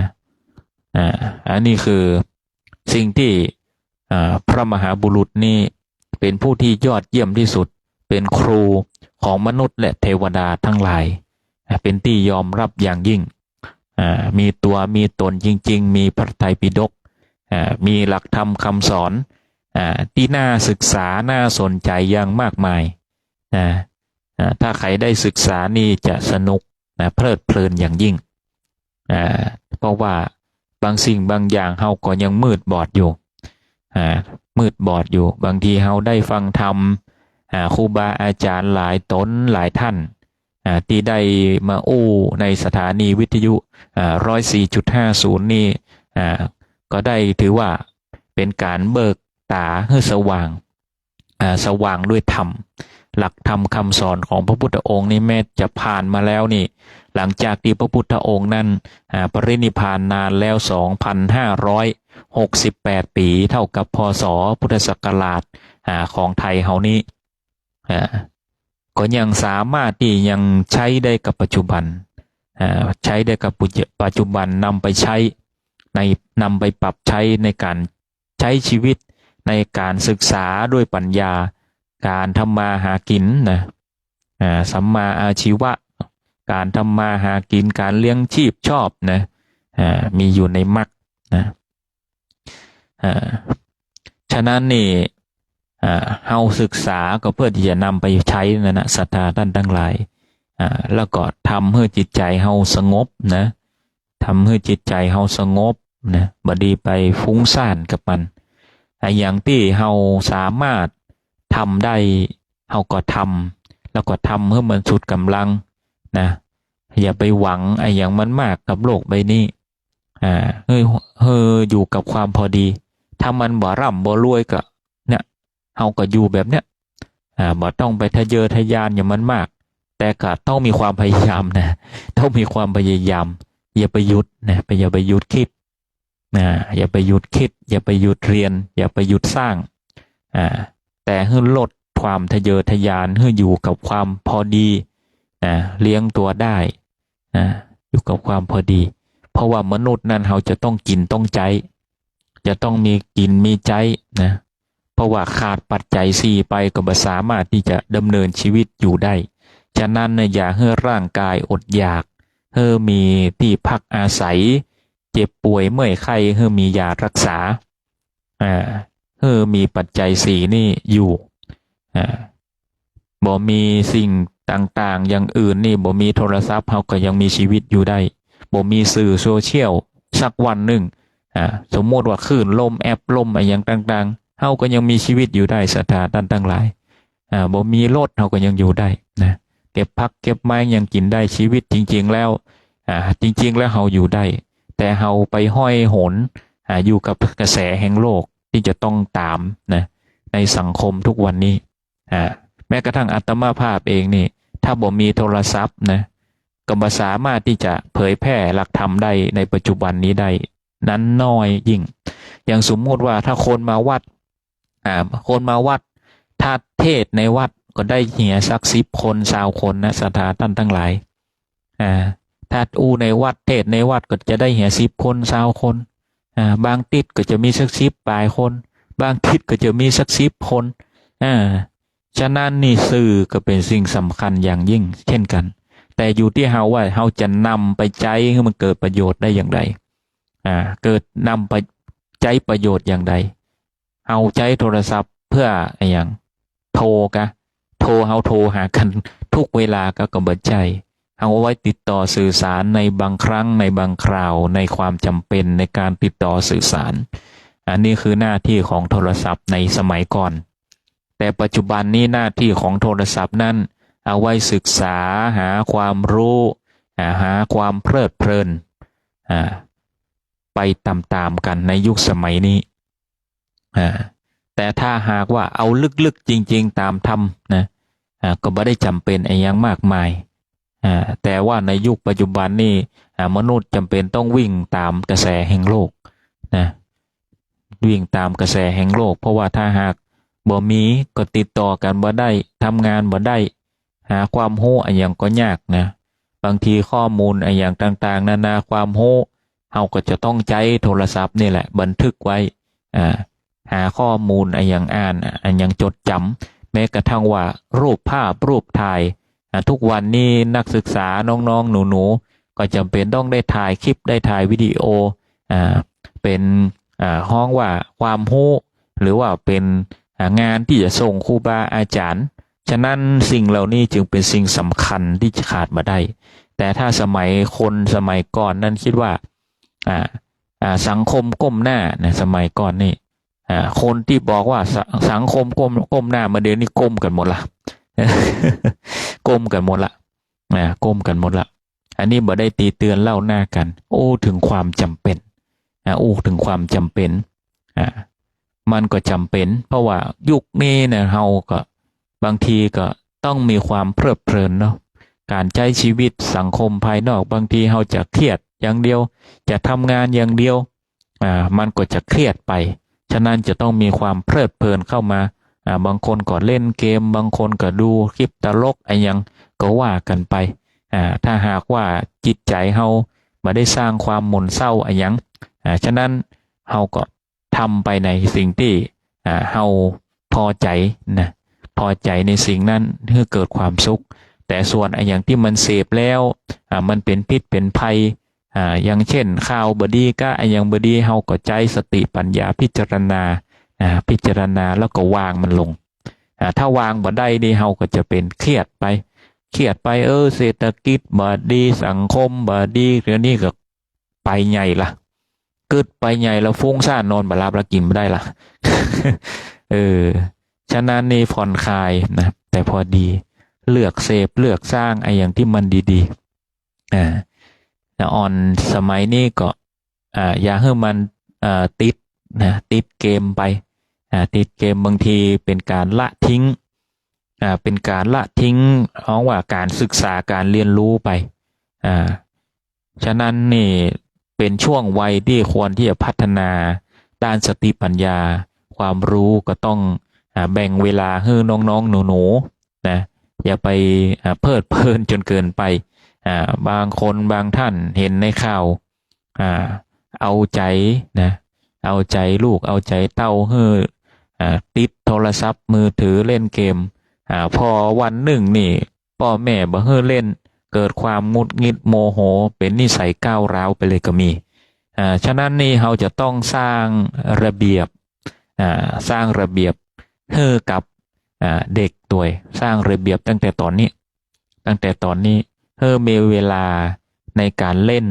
ในการศึกษาให้เป็นระเบียบเป็นขั้นตอนเพราะว่าถ้าเติบโตขึ้นมาอยู่ในสังคมนะเมื่ออยู่ในสังคมก็จะต้องเคารพในกฎระเบียบนะกฎระเบียบเวลาชีวิตมนุษย์เฮานั่นแข่งกับเวลาจะมัวแต่มาเพลิดเพลินอย่างเดียวไม่ได้นะจะมัวแต่มาเพลิดเพลินอย่างเดียวบ่ได้เฮาต้องศึกษาหาความรู้หาวิชาชีพทำมาหากินทำมาหากินเป็นสิ่งที่สำคัญที่สุดในยุคนี้นี่จะต้องแข่งขันสูงนะศรัทธาท่านทั้งหลายฝากถึงละอ่อนนูตัวยุคนี้เป็นยุคที่เข้ายากหมากแพงไอ้ยังก็แพงทองยัง50,000เลยศรัทธาท่านทั้งหลายถ้าเฮายังมาเพลิดเพลินทิ้งเวลาปล่อยลมหายใจไปเรื่อยๆนั่นก็เท่ากับว่าศูนย์เปล่าและยิ่งละอ่อนในอนาคตตั้งหน้านี่เฮาก็จะต้องแข่งขันวันตั้งหน้านี่เขาแข่งกันด้วยสติปัญญานะแข่งขันกันด้วยสติปัญญาถ้ามัวแต่เพลิดเพลินเดียวก่อนหั่นก่อนนี่ก่อนเล่นเกมก่อนบรรลุเตื้ออย่างนั้นอย่างอีจะเอาเข้าที่ไหนกินนะจะทำให้ตนเองนั้นลำบากย่ำอยู่กับที่ฉะนั้นนี่เราจะต้องพัฒนาสติปัญญาความรู้ให้ดีอันนี้เป็นพื้นฐานของหลักธรรมเพราะว่าป้องกันนี่แหละศรัทธาท่านทั้งหลายความเพลิดเพลินนี่แหละเป็นตัวที่ขัดขวางสติปัญญานะความเพลิดเพลินของมึนเมานะเป็นตัวขัดขวางสติปัญญานะศรัทธาท่านทั้งหลายฉะนั้นนี่จะต้องระมัดระวังอย่างที่มันเพลิดเพลินจนทำให้เราเสียเวลาไปนี่ให้ลดนะแล้วก็ให้ตัดออกไปพระพุทธองค์นั้นบอกให้เพลิดเพลินบอกให้เกิดความเพลิดเพลินอย่างก็ตามเป็นสิ่งเพลิดเพลินนี่มักจะละลืมนะละลืมปัญญาละลืมสิ่งที่เฮาเฮียนไปแล้วก็ละในสิ่งที่เฮาจะเฮียนนะยิ่งเป็นนักเรียนนักศึกษานี่จะต้องคำนึงอย่างยิ่งแบ่งเวลาให้ถูกแม้กระทั่งว่าคนใหญ่ก็ตามบางทีนี่ไปลานกาเป็น10 รอบ20 รอบแม่กาอันนี้เท่าใดแม่กากำลังสไลด์ TikTok อยู่เพลินอยู่อันนี้ก็บ่ได้ศรัทธาท่านทั้งหลายอันนี้ก็บ่ได้เราจะต้อง สนใจลูกค้าหน่อยนะสนใจลูกค้าหน่อยเนาะอันนี้บ่ได้อันนี้สมมุติบ่ได้นะบ่ได้ว่านะ สมมุติฉะนั้นการบริการนี่ไปถึงการบริการเนาะศรัทธาท่านทั้งหลายทุกสิ่งทุกอย่างร้านค้าอย่างก็ตามนี่คนจะประทับใจคือการบริการนะการบริการถ้าเฮาบริการดีจาดีเปิ้นก็จะมาใจบริการเฮาแหมถ้าเฮาบริการบ่ดีเปิ้นถามหยังก็บ่ฮู้เรื่องฮู้ราวอันนี้ก็บ่ดีนะมันเป็นการอย่างหนึ่งในการบริหารนะบริหารจัดการในห้องว่าการบริการนะโดยการใจกำจ๋าเนาะบางทีเฮาก็ต้องง้อลูกค้าตัวต้องง้อลูกค้าเพราะว่าในสมัยที่อาตมาภาพเป็นฆราวาสนานมาแล้วนี่ไปญี่ปุ่นนี่บอกว่าจะไปร้านค้าที่ไหนก็ตามเมื่อไปถึงหน้าร้านนี่จะมีคนต้อนรับนะต้อนรับและคือความใส่ใจอย่างยิ่งในการเข้ามาในร้านจะซื้อบ่ซื้อบ่ฮู้เขาจะสวัสดีนะอย่างเซมาเซนนะ เขาในภาษาเขานะเขาจะมีความนอบน้อมต่อลูกค้าใส่ใจมันเป็นการแสดงความใส่ใจ ความใส่ใจต่อลูกค้าอย่างยิ่งนะถ้าเราปฏิบัติได้ทำได้อย่างอย่างเขานี่มันก็เป็นวัฒนธรรมที่ดีนะสตาร์ท่านทั้งหลายเป็นสิ่งที่ดีอย่างยิ่งการบริการในอนาคตข้างหน้านี้จะแข่งกันหลายด้านแข่งกันด้านการบริการคุณภาพนะแข่งกันเป็นการใช้ชีวิตเนาะการใช้ชีวิตฉะนั้นนี่ เฮาควรที่จะศึกษาเนาะศึกษาหลักธรรมเหล่านี้นี่ทำไมถึงโยงกับหลักธรรมโยงกับหลักธรรมก็คือว่าสัมมาวาจาสัมมาวาจาก็คือหู้จักการใจวาจาใจวาจาให้ดีให้งามปฏิบัติให้ดีให้งามนะอันนี้ก็มีอยู่ในมรรค8นะมรรค8ของอริยสัจสี่นะอริยสัจสี่นี่ก็จะมีมรรคมีองค์8เนาะสัมมาทิฏฐิความเห็นชอบเนี่ยสัมมาสังกัปปะคือความดำริชอบสัมมาวาจาคือการเจรจาชอบนี่แหละศรัทธาท่านทั้งหลายนำไปปรับใช้ในการการจาเพราะว่ามีศิลปะมีวาทศิลป์ผู้มีวาทศิลป์นี่ใครก็อยากจะฟังใครก็อยากจะซื้อนะมีวาทศิลป์มีคำคำจาที่ดีมีความนอบน้อมนะนำไปปรับใช้เอาหลักธรรมเราเนี่ยไปปรับใช้สัมมาอาชีวะคือการทำงานนะการเลี้ยงชีพชอบนะอย่างก็ตามที่เราเลือกอาชีพนั้นแล้วนี่เราจงทำให้มันดีที่สุดทำให้มันดีที่สุดบริการเขาให้ดีนะทำให้ดีที่สุดแล้วก็มีสัมมาวายามะคือความเพียรความเพียรมีความเพียรพยายามมีสัมมาสติคือการระลึกระลึกดูว่าเราทำอย่างพ่องในแต่ละวันเราทำดีแล้วหรือยังนะแล้วก็สัมมาสมาธิมีสมาธิในการทำในสิ่งนั้นๆให้ระลึกนึกถึงในแต่ละมื้อแต่ละวันนั้นว่าเราทำดีหรือไม่ทำแล้วเราทำได้เต็มที่หรือไม่มีความพยายามในสิ่งนั้นหรือไม่ดังนี้เป็นต้นนะตอนนี้อาตมาภาพดำเนินรายการมาเกือบ2 ชั่วโมงละ เกือบ2 ชั่วโมงละวันนี้ก็ในเรื่องของพหูสูตรนะหลักๆนี่เป็นพหูสูตรคือเป็นผู้ฟังมากเป็นผู้เรียนมากนะพหูสูตรก็คือเป็นผู้ที่รู้ลึกรู้รอบรู้กว้างรู้ไกลอันนี้นำไปใช้ได้เป็นหลักของการศึกษาเล่าเรียนนำไปใช้ได้รู้ลึกรู้รอบรู้กว้างรู้ไกลอดทนเพียรพยายามให้ถึงที่สุดนะสร้างปัญญาให้เยอะนะแล้วก็ถึงเรื่องของพรหมวิหาร4นี่ก็เป็นหลักธรรมของจิตใจมนุษย์ที่มีความดีงามสูงสุดเปรียบเสมือนพรหมเรียกว่าพรหมวิหาร4ก็คือมีความเมตตากรุณามุทิตาต่อกันมุทิตาอุเบกขามีความเมตตาต่อกันการอยู่บนโลกนี้นี่ถ้าจะเกิดความสุขสงบนั้นก็คือมีความเมตตาต่อกันนะเมตตาค้ำจุนโลกแล้วก็มีอิทธิบาท4ก็คือมีฉันทะวิริยะจิตตะวิมังสานะมีความรักในงานมีความเพียรนะมีความใส่ใจทำงานด้วยปัญญานะวันนี้นี่อาตมาภาพนี่ได้หลายหัวข้อหลายเรื่องรวมไปถึงมรรคมีองค์8ที่ได้สรุปไปตะกี้นะในการดำเนินชีวิตก็นำไปปรับใช้ได้นะไปปรับใช้ได้บางคนนี่ฟังอาตมาภาพว่าเพลินดีหรอ สรุปแล้วเพลินดีนี่คือว่าบ่ได้ฟังเนื้อหาสักคำฟังว่าเพลินนี่ไม่ได้ สรุปแล้วนี่สรุปเป็นบาลี